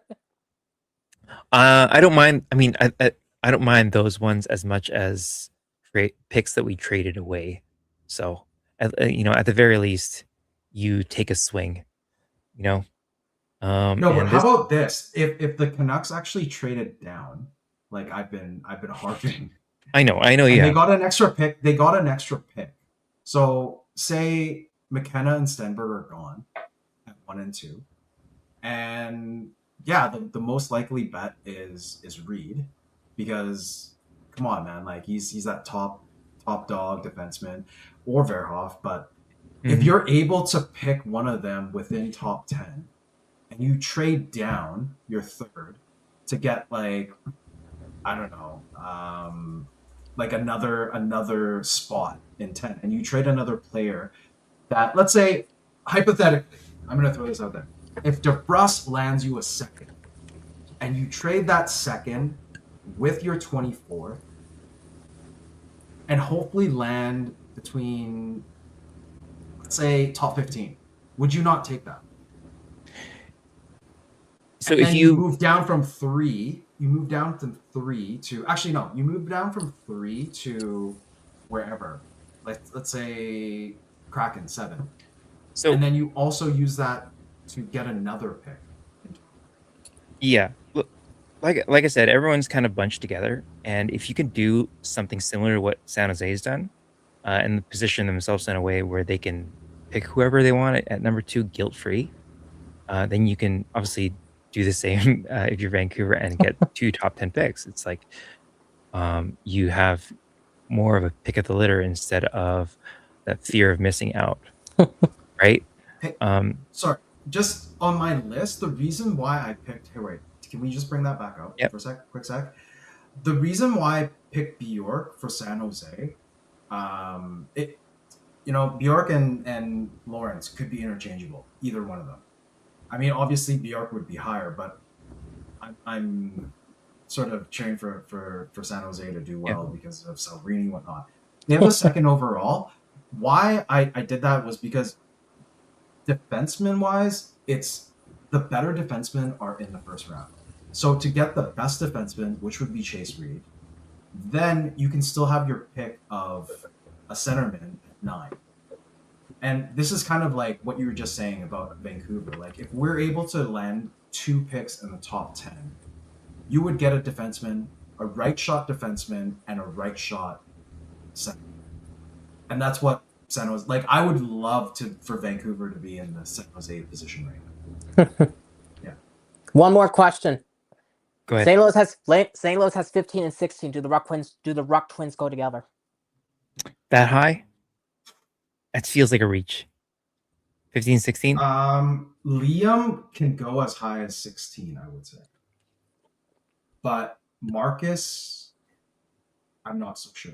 This is the thing I don't understand is why is there such different NHL projections when it comes to the Rucks, given that they led the Western Hockey League in scoring during the regular season? What is the disconnect that is leading to one projecting as a middle 6 and the other one projecting as a fringe NHLer? Like something. No, because the thing is, if you separate them and evaluate them individually, then Liam will have a higher. The thing though is that like because of course we're comparing them to the Sedins, of course, but they were projected both of them to go that high when 1999 came. So I just wonder why the discrepancy is so different. I believe in junior they were used as centers on separate lines. I believe at some point in their junior careers. No, they weren't always playing on the same line. I think a lot of the time that they were playing together was on the power play. Yeah, that's where they kind of racked up the points. Yeah, but I just find that so fascinating that there is such a discrepancy in where their NHL projected ceilings are. I think that's in terms of like different skill sets, like the skating wise. Liam is a bit better and a better shooter. In terms of like Marcus, I think he's more of like that playmaker setup guy. That's why I mean if you look at the points for both of them, they're similar in the sense in points, but in terms of goals and assists, you'll see the difference. I like that they've changed course and that they're going to go to university, play hockey there. They need to because they've done everything they can in the WHL, so they need better competition. And I think that they're going to get if you put them in the NHL this fall, they're just going to get caved in. So I think the right course of action for them is to go to university. They're going to go to UND, which is where Blockbuster played. Yeah, which is good. And it just gives them more of like a habit. Like in terms of, daily routine tasks of how to actually be a hockey player, right? So if you go to these college programs, they're pretty hard in terms of like what you need to do. Not like, in the dub or in the CHL or OHL or whatever it is. It's just, you just play games, right? But at university, they'll have to do their book smarts and then play hockey, and everything is on a strict schedule, which is great because at least it gets them prepared for the NHL later on down the road. NCAA is on the come up because they're getting better coaches. They're getting an influx of talent with the new rule changes. Some of these places have better facilities and amenities than NHL clubs do. For sure, they must have better practice facilities than the Canucks do. And on top of all that, they've got the NIL money, right? So you can be making money hand over fist, like, for a 17-year-old kid, $700,000, right? Yeah. You want to talk about Yeah. unfathomable money. Yeah. It's a big draw. I think that's why this year and probably next year as well is going to be a funny one to evaluate. I wish we had a draft expert on, because I want to know how they assess these kids when they're playing all in different situations. What is it that they look for, and how do they know it's going to translate into the NHL? Because obviously every situation is different. There's a question in here from Fangirl, which on a particular player, but I think it applies to everybody. Is Carson as good as Chase? And to that, I would say, who knows? They're a different program. Yeah. No. Wait, Carson Carls is.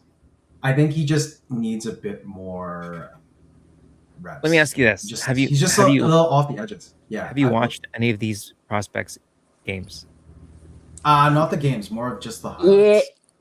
Kind of. Yeah. Like, see, that's Kind of. watching, and they look great in the highlights. I feel like you could make a highlight package of anybody and make them look very favorable. I don't know if you've ever seen this on YouTube. It was a compilation of bench warmers doing the same moves as Kobe Bryant. They were putting them side by side, and they were saying, like, well, God rest his soul, but they were saying that anybody could do what Kobe Bryant does. And I almost compare it to social media, right? The Instagram effect, where we see these things and we see polish, and we take it for gospel, like it's real. Yeah.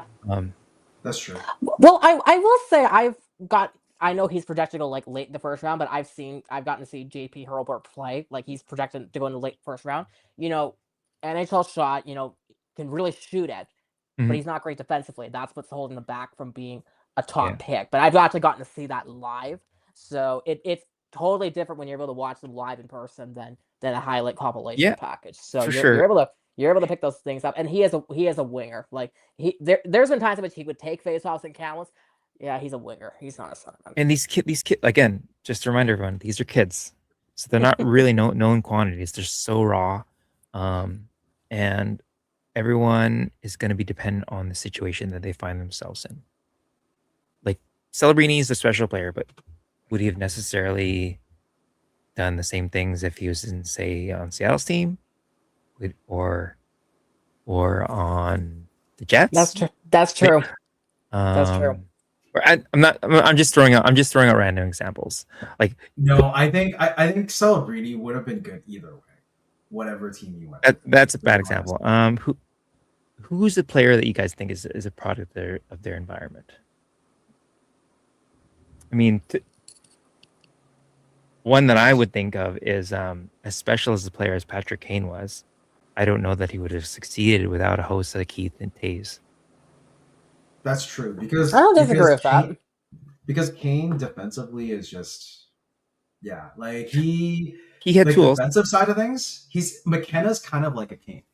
Mm-hmm. Like, he has his defensive lapses, and he's just like hovering around and just looking for opportunity. Well, we saw that at the World Juniors, his defensive lapses. Right? We saw that. It's just so, like, if you don't, like, why people are actually, I don't know, some Canucks fans are like, maybe they're bitter that they lost the first overall and not a chance to get McKenna. It's called coping. But yeah, but they're hoping that McKenna is going to be a bust because of that. But yeah, I don't see that as fair.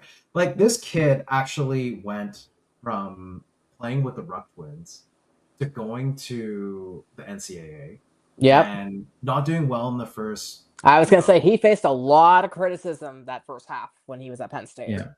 The first half, a lot of adversity, and he still came through, and he became that star. Like, look at that pressure. I don't know if you've, like, I've told you guys about the McKenna project, and just the amount of pressure that he gets because he's Gavin McKenna.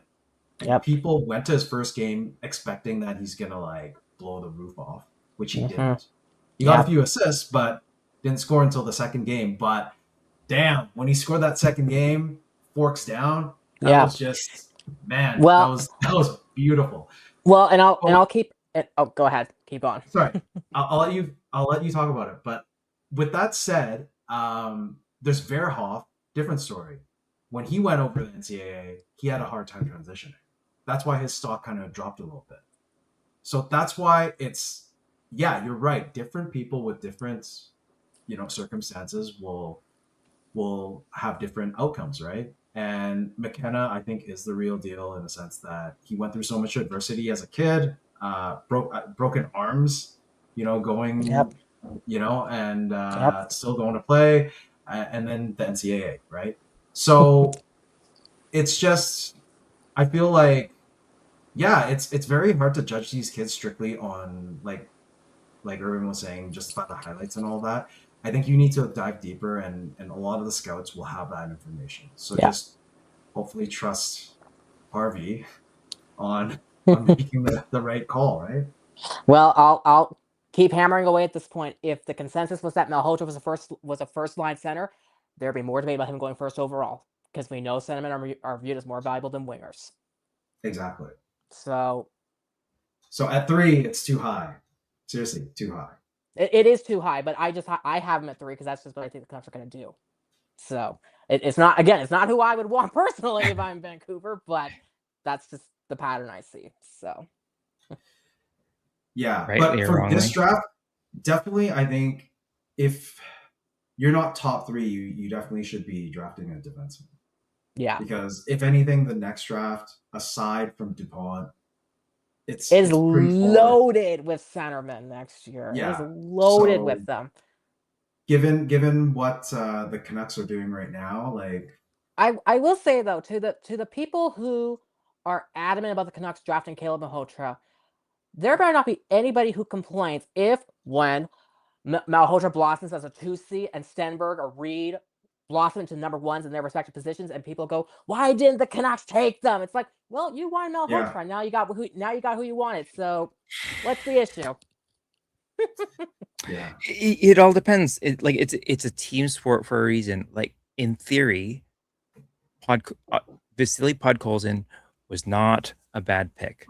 Yes, Boldy and Caulfield came after, but at the end, this game is picking the best guy that you want at the position you're picking and accentuating their strengths and hiding their flaws. Yep.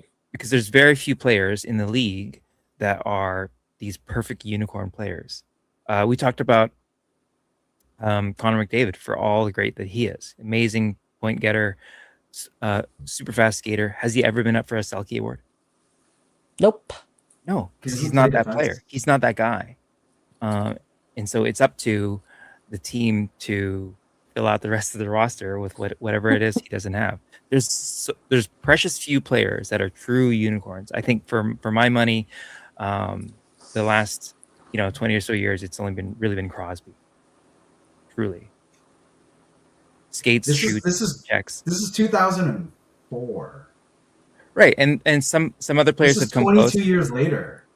And there will be others, but at the top of the list for me over the last 20 years, it's Crosby. Wow. Okay. Yeah. Well, you're the encyclopedia, so. I will say also as well, Crosby versus Ovechkin. That will be the last ever true rivalry we ever see between two players. Yeah, we'll never get a rivalry anywhere like them because nobody sticks with their team that they get drafted from. No, but nobody gets pitted against each other like Crosby and Ovi were, though. Well, there was that lockout season, and that was a they were storm, both right. Whoa, Taylor, you got Smits twice. He's a really good player, hey. Wow. I think I see where you're going. Got McKenna. No, the thing is, sorry, go ahead. Finish Taylor Brett's late to the chat, but we appreciate you being here all the same. He's got McKenna, Stenberg, Reed, Carrolls, Bjork, Smits, Malhotra, Smits, Cullen, real. So I don't know which place you want to put Smiths, but I think it's like we said, they're pretty interchangeable. Yeah. No, I like that list. I actually do like that list.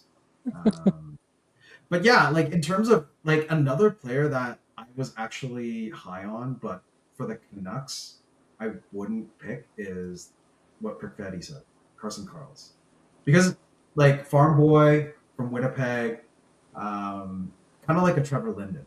I don't know if you guys heard that interview with like Brian, like Yep. was it Berkey? No, it was it Berkey? They wanted to interview. I think Burke was working for the Canucks, and they wanted to interview him, and he said he couldn't make it because he had to. He had to he had to brand the cattle. Yeah, and then because it was a chore for his dad. Like those are good qualities. Like this is stuff like a family kid, you know, working on the farm, you know, has these strict regimes and all that. Like these are the players that you want. Belchats. Okay. But Carl's is a lefty, and yeah, I don't know, and he's a big boy. And you feel that you feel that we're clogged up on the left side, don't you? Because we have a little bit.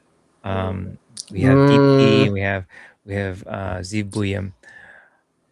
If Carl's was on great, well, the thing is that everyone wants to ship MPD out of town, so that would create you. So Ziv Buyam, I've never been that high on him. I think he's a great player, but I don't think that you should anoint him with like these max deals.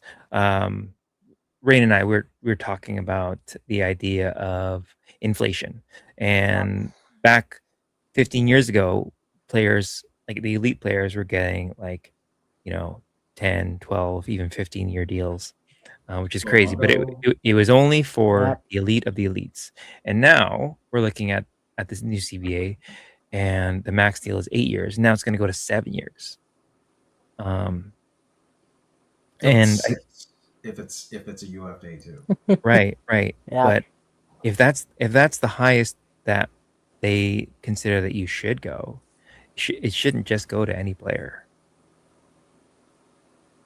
So what are you saying? Like Buyam, like Buyam? It'd be a bridge deal. Well, that's the thing. We're thinking of a 5-year deal as a bridge deal. Right? Yeah. But that's in yesterday's NHL. In today's NHL, that's considered term.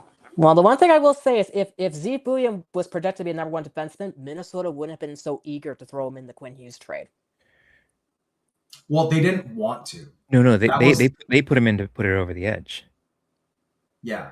Because Bill Guerin said he wasn't going to waste time on this. Here's my best offer, take it or leave it, kind of thing. Trust me, there was a lot of hand wringing in that market, from not only the management but the fans.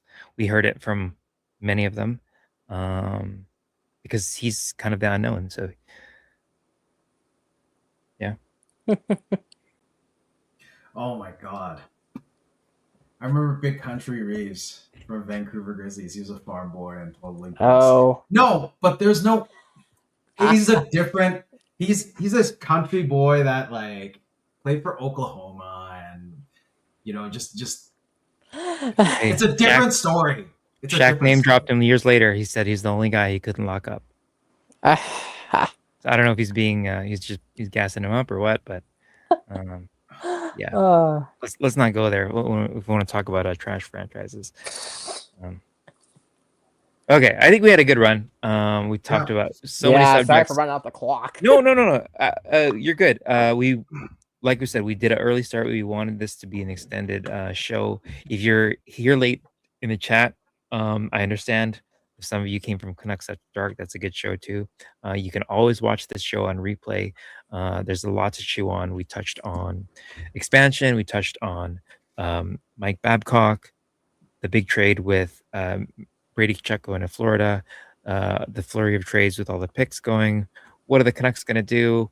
What is our outlook for the draft, which is less than, 13 hours away? Crazy. Yeah, that's crazy. Yeah. No, more than that. It's like 17 hours from now or something. It's like 15 hours. Well, we go there at 3. Well, doors open at 3, and it starts at 4. Because they'll be at 7 o'clock Eastern in Buffalo when they start. And again, bring your pillows. It's okay. Okay. The seats are comfy enough there. So, Rain, before we go, any parting thoughts? I can't wait for this to be over. Yeah. That was anything about UFAs? Any potentials? You know what's fun? Actually, I do have one, and that is the first of all, I think Darren Radish to Toronto. I think that's good for the Lightning to get something. I kind of view the Radish deal or the reaction that Leaf fans have to it the same way that Canuck fans had to the would-be theoretical signing of Jake Gensel, which is, who cares about the back half of it? We want him right now. Like, we're all thumbs up. Who cares? Who cares how this is going to age in the end? Which is interesting because people did not give JT Miller that same leeway when it came to signing his extension, because the best reaction to JT Miller was, well, this might look okay at the beginning, but this is not going to age well at the very end. But whereas with Gensel, nobody cared. Nobody cared about the fact that this is probably not going to age well at the back half, even though they're both going to be 37 by the time those contracts are up. I find that Leaf fans are reacting the same way with Darren Radish, which is, we don't care about the back half. We just want him now. Like, he's the best right-hand defenseman we've had since insert name. So, and you better hope that 70-point season that Darren Radish had, you better hope that's not a one-hit wonder. Okay, well, real quick from me. With the Canucks, obviously, I said it last week, we're not going to win the Stanley Cup next year. So the free agency is going to be more or less a grab bag for us. My feeling is that they're just going to take guys on short-term stopgaps and veterans. It's going to be guys who are like, either they're fighting for an NHL job, or they're going to look at it as, this will be the best opportunity for me to get moved to somewhere, to a contender at the trade deadline. And that's how you're going to have to sell it. You're going to have to sell it as, this is probably going to be your best chance to get an elevated role. So, but given how weak this class is, there's not going to be anything newsworthy at this point. So, somebody I have my eye on, speaking of Steve William, who wears number 24 for a player that he had a close relationship with in Minnesota, who has veteran presence, has won a cup before, is a big bruiser, Zach Bogosian. That's who I was thinking. He is older. He is a right-handed D. Obviously, you wouldn't give him a big term, and he could definitely come in here and not only help guide Zeev, but give the rub to some of the other young guys too. I wouldn't hate that. That's a great one. I wouldn't hate that. Like, that's a good one. Checks off a lot of boxes. Then the Jets. He's won a cup. Like, it's great. Great experience. Yeah. I feel like you could swap him out with Luke Shen. That wouldn't be one I would hate either. Yeah. Actually, there was like one thing that I forgot that I wanted to talk about, but I think Irvin's buddy Alvin brought it up. Jason Robertson said no to 15 to Seattle. I think Robertson's overplaying his hand at this point. I think he's overplaying his hand at this point. He just doesn't want to go to Seattle. Well, the problem though is Robertson is gonna, if Robertson keeps this up, he's gonna end up in the John Klingberg situation, which is, teams are not gonna wait forever for you to make up your mind.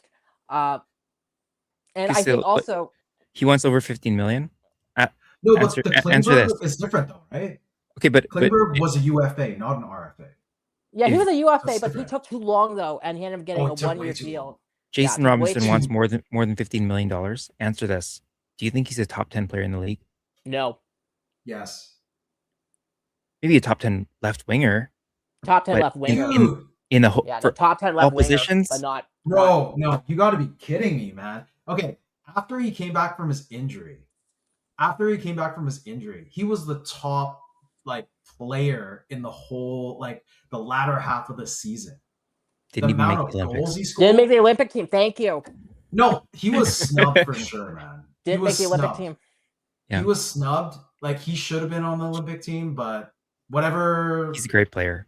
I would love to. I would love to have him on my team just simply for the Filipino factor. Dude, the But guy was on a tear. You know how many goals? You know the point streaks that he was on? Like this. See, that's why I thought Ottawa or Chicago might have been fits for Jason Robertson. But if this is the number, I'm sorry, that's ridiculous. I take Drysdale at 14-4 before I take Robertson at 15. Okay, that's fair. But I mean, yeah, top 10. this is. I think top 10's too high. I can think of 10 players before I take Robertson. I know Rain could think of 10 players right off the bat. Yeah. Do it right now, and I'll tell you yes or no. Let's see. McDavid. Let's see. McDavid, Draisaitl, McKinnon, Makar. Kucherov. No, wait. We're talking forwards only. No D-man. Oh, well, I mean, that's what I was saying is skaters, like top 10 skaters in league. I mean, you could probably even put Hellbuck over Robertson at this point. You know, recent Hart winner. Yeah, but the guy does not perform in the playoffs. In the playoffs, like, he's been the one conference final in his entire career, and that was 8 years ago. Have you seen his numbers in the playoffs? But for forwards, yeah, I think you probably put Robertson in top 10 for just strictly forwards. Strictly forwards. And with the left wingers, with a bullet, yeah, for sure. Yeah, left wingers for sure. Wait, I have to think about that. Boy, I have to think about that. Who's in on the left wing? We'll do a segment where we'll do like top whatever, and then we'll have to name it. Okay. We'll do a segment soon, and we'll do it on shorts and reels and whatever. And sure. Hopefully, people get a chuckle out of that. Oh God. Okay. Final thoughts, Rain. We took up enough of your time. No, I just want to reiterate how much I appreciate you being here. Obviously, you're a really good guy to bounce off of. You were part of our first BS segment, so yeah, you'll always be a friend of the show. By the way, you're welcome for your last BS segment. No, I'm kidding. Yeah. The check's coming. Right. Yeah, checks in the mail. Perfect. Okay, parting thoughts before we send you off. Well, first of all, you're gonna need a pillow for tomorrow. Unless they improve how boring the NHL decentralized draft was. That was such a snooze. I mean, my local hospital, they were using it as anesthetic preparation. So, anyways, I can't wait for the discussion for who the Canucks leave off the board. I'm not so sure I'm convinced that there's going to be so much first-round draft pick movement, given that teams have more than one choice for who they like. It's not like as if they just have one guy that they're like, yes, this is who I definitely want. They have like 2 or 3 that they're willing to pick. And also, for the amount of talk that there is about, I mean, given this year being the exception, for how much we see first-round picks move, doesn't really happen. The last few drafts, we haven't really seen that many first-round picks get moved. So we'll see. You didn't see a week of draft. Yeah, given the week of free trade frenzy, that's just been like, what the trade deadline just happened here. Okay. And then I can't wait to see GM spend money with like chickens with their heads cut off on July 1st. Because July 1st has become the Halloween of hockey, which is GMs maximize their stupidity. Sugar highs for sure. Okay, we'll have you on after that. Yeah, a week after that. Definitely, you're welcome on this show anytime. I'll wait for the invite. Thanks, guys. All right, thanks a lot. Have a good one, Rain. Thanks, brother. Woo! Rain, always bringing the heat. Yeah, that was a good one. I knew this was going to be a long show. Thankfully, my daughter's out of school. We also had competition today too. I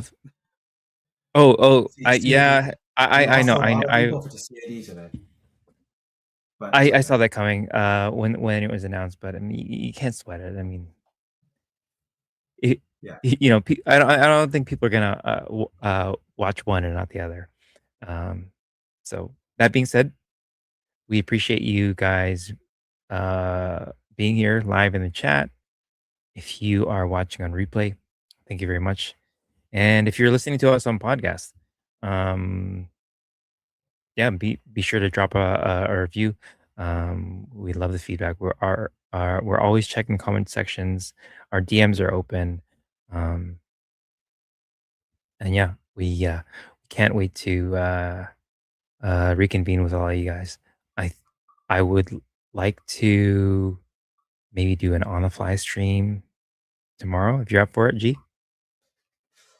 Yeah, for sure. Uh, I and mean, if also maybe an instant reaction the night of free agency.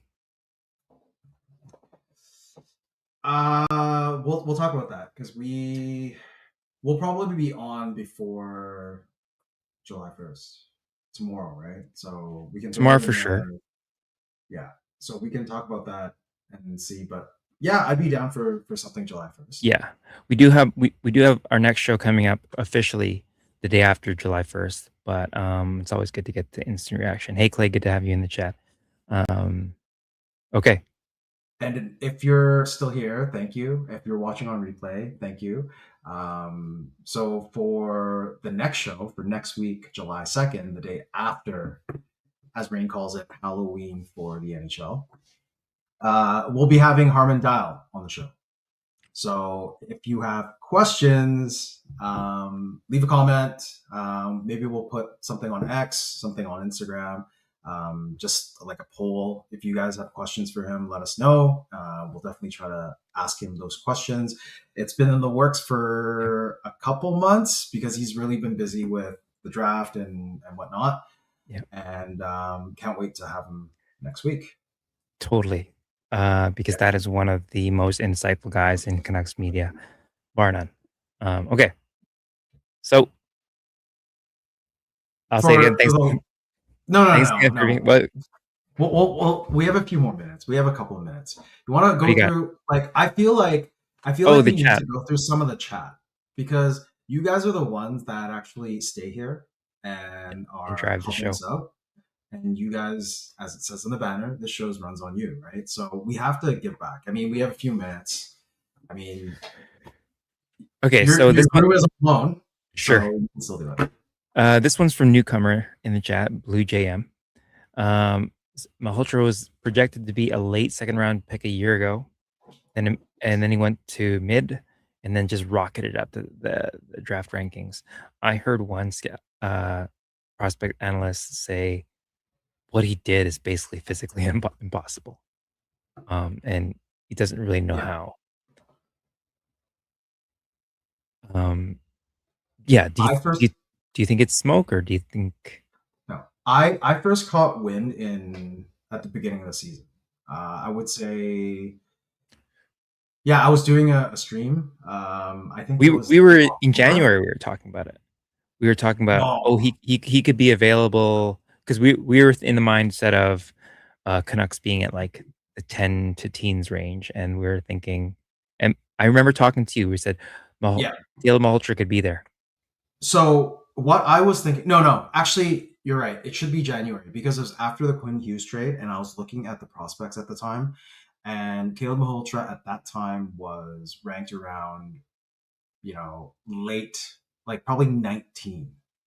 And I was thinking, if somehow the Minnesota pick is around that, then we can definitely go for Caleb Malhotra. That's when I first started doing it. And then he just skyrocketed ever since like February. And what you said about some analysts or some prospect guy saying what he did was impossible. Yeah, it pretty much was. It was just he had a slow start and then he just boom. It was like he was on a rocket. That's how crazy it was. Because to have him at like 19, I was thinking like 15. That would have been very high. So to have him at 3, it's still a bit high for me. And just to reiterate, like we are discussing the broad scope of the draft, and when we talk about it, it does make it sound like we're almost like denigrating Caleb Malhotra. If you just strictly focus on Caleb, I think he's a fine player. Like I watch him in videos, just not only his play but his aura. The family he comes from, the genetics that he has. I think he's gonna be good. What his ceiling is again gonna depend on the environment, who his line mates are, who his coaches are. all that plays into factor, and we just don't know. The draft is always something that you're gonna look back on in 5 years and be like, "Wow, how did that guy slip? How did that guy go so high?" Like, it's always the case. And especially with him going to the NCAA the next 2 years, like it's just it's Yeah. gonna it's gonna further develop him as a person, just to have better Oh, yeah. routines and whatnot. But what he has right now already is great. Like I don't think that we're discounting him. I'm just saying for number three, it's a little high. Uh, but this is gonna be he's gonna be at least a two seed. He's gonna be one of those players that are gonna be wearing a letter for a team and gonna be in the leadership Yeah. core. Now people are gonna replay this stream, and they're gonna see me talking about all the concerns that I had about Caleb Malhotra, and you have to remember, I'm a Canucks fan, and so there's so much PTSD built in. So much fatalism. We're just waiting for things to go wrong. Um, just kinda how we roll. You just know Uh, too much about the Canucks. That's why you have PTSD. yeah, unfortunately. This one from, I think it's Irwin? Whoever we Yeah, pick it is is Irwin. always gonna be scrutinized if the later pick blooms better. Of course, exactly what I'm talking about as far as being a Canucks fan. But for Caleb, I think even as much as I think it's too high for third, um, he's going to develop into a really good player. Like he's going to be like, whoever's at second. Like, actually, no, that's going too far. But he's going to be a very good player. But the only problem I see is, even with 2 years in college and then coming up to Vancouver, maybe going to Abbey for another year, and then coming up, will Manny still be around? But if Manny's around and he's on the team, that's where I see the problems. Because Yeah. to have your dad as a coach, it's going to be tough. Like it's going to be tough on him. It's going to be tough on Manny. It's going to be tough around the locker room. So that's why, yeah, for Vancouver, it's probably not the best thing to draft him at 3 and have him that high. That's all the concerns that I have. But as a player, as a person, I think he is, he is one of those gems, and will be very good. Hey Kirby, good to see you in the chat. Real quick, this one from Calvin saying if we have Rick Nash in the Vancouver Canucks building, maybe he can see this place needs a practice facility. Maybe this would push it. Man, Stevie Wonder can see this place needs a practice facility. I I I kind of laugh at the fact that with all the talk recently of getting our new president, getting our new GM, getting our new coach, and the upcoming draft, that the talk about the practice facility has gone completely cold. I hope they do the right thing, and that's really all to management or ownership. Because in terms of Vancouver, we're lacking in rinks, and if they take over Britannia and they don't put a second sheet in there, that's one less rink for public use. And I don't know, it's a big ask, but they need to knock it out of the park. I don't know if you know anything about Montreal's practice facility, but they open Oh, it in the summer. They open I, it in the I saw some summer. of the video. It's exquisite, man. It's Yeah, beautiful. and they let guys train there. So not just guys who are on their team. And the idea being that if, guys see that and when they come to free agency, they know what they're in for. We had something similar when we upgraded the locker room at Rogers Arena in advance of the Olympics. And so we had the world's best come, and they saw, wow, this is what they're doing here in Vancouver. And obviously we saw how the next couple of years played out after that. Yeah, but they don't. You know what they really need? It's not Britannia. Like, I mean, even though I think it's great, or they might have a deal set, it's still a little far. Like, you going to work to play at Rogers Arena, that's downtown. Why does it not make sense to somehow get the land that's across the street and have it there and be accessible to the players and have it much easier? If you go to Edmonton, God, look, they have a park hotel built right beside it. They have the training facilities right Mhm. beside it. They have how many sheets of ice? Like it's just Edmonton. Well, Edmonton, obviously, it's Edmonton, it's out in the prairies, and Vancouver is the arena's downtown. So it's very well. Actually, Ice District is downtown too, but that's Edmonton. But yeah, Vancouver, it's just very tough when you have it right by the water. And then the talks about having a potential baseball stadium right by main and terminal or whatnot. Like if the city is talking about that, then why can't you use the land where Cirque du Soleil is, or where Cirque du Soleil is every year, Yeah. where Plaza Nations is, Yeah. where it's just it's a no Well, brainer, right? the thing is, But I've said this many times before, that in the pantheon of NHL owners, the Aquilinis are not that rich. It's a lot of money to us, yeah, but it's compared to other owners, it's just not a lot. And like I said about these universities, some of them have better facilities than they do. NHL teams do. 1 second. Have you been to UBC? Have you been to their ice? I've watched a game The there. Thunderdome? It's not that great, to be honest. Oh, okay. But this is a video. Look at the price tag on this. This is from a couple years ago too, and this is a university you probably never heard of, Sacred Heart. Look at the price tag.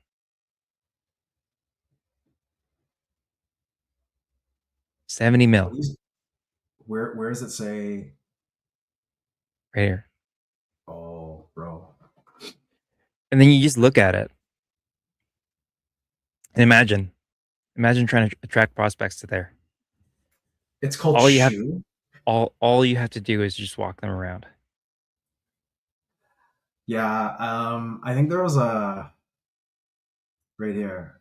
Irwin is saying because Concord Pacific and shareholders of that area literally got greedy and messed that up. Like there's apartments like right by there that yeah. Anyways, that's not really our problem. And then there's also Perfetti saying Canada Place and the practice facility is far. It actually, well, to be very honest, Winnipeg's not that big. It's about a 15-minute drive to perimeter. Like perimeter and downtown, it's about 15, at most 20 minutes, and there's not always traffic anyways. So, like, I know Winnipeg. I'm from Winnipeg, so, but that's still closer than Rogers to Britannia, is what I can say. Mm-hmm. Okay. Yeah. There we go. You know it. So, yeah, well, we went really long. Yeah. But yeah, I think It's it's good. tonight is like I've said many times, there's a lot to chew on. Just want to give a Oh, quick shout out to everybody. Our subscriber count is continually bumping up. Our last 2 uploads gained about 5 subscribers. Let's see if we can get that up to 200 in no time. Yeah. Hopefully by Well, before the beginning of the season. We'll think Yeah. of something else. yeah. We'll have better guests. But I do have to give a shout out to THPN, the Hockey Network podcast. Yeah, without them, we don't have the platform to do this. We'll have to migrate our podcast. If you're listening to it, I don't think it'll affect you that much, but we're in the process of migrating it over to their platform. But in terms of like YouTube, it won't be affected. We're still using the same everything. But thank you so much to THPN for bringing us on as a partner. Yeah. Can't say enough good things about those guys. Yeah. So I think that's good for tonight. We're over 2 hours. And tomorrow's going to be a very exciting day. I can't wait. Yeah. So we'll do some reactions, hopefully similar to the ones of Irvin with the camera in his face for the draft lottery. But hopefully we'll both be in it this time, and we'll have a reaction when they they announce the third overall, and if the Canucks actually draft at 3. And then after the Canucks drafting, we'll head on over to Nothing's Perfect with Russell, and we'll do a reaction there. So if you guys have time, swing over to Russell's channel, Nothing is Perfect, nothing, the O with a 0. And, we'll see you there tomorrow, and our channel, hopefully tomorrow sometime. But thanks to everyone for being here, staying here, rewatching this. If you're listening to us on a podcast platform, remember to give us a 5-star rating. If you're watching on YouTube, leave us a comment. And I just took everything Irvin was just going to say. For Headspace Hockey, I've been Swervin' Irvin. And I'm Gerald K.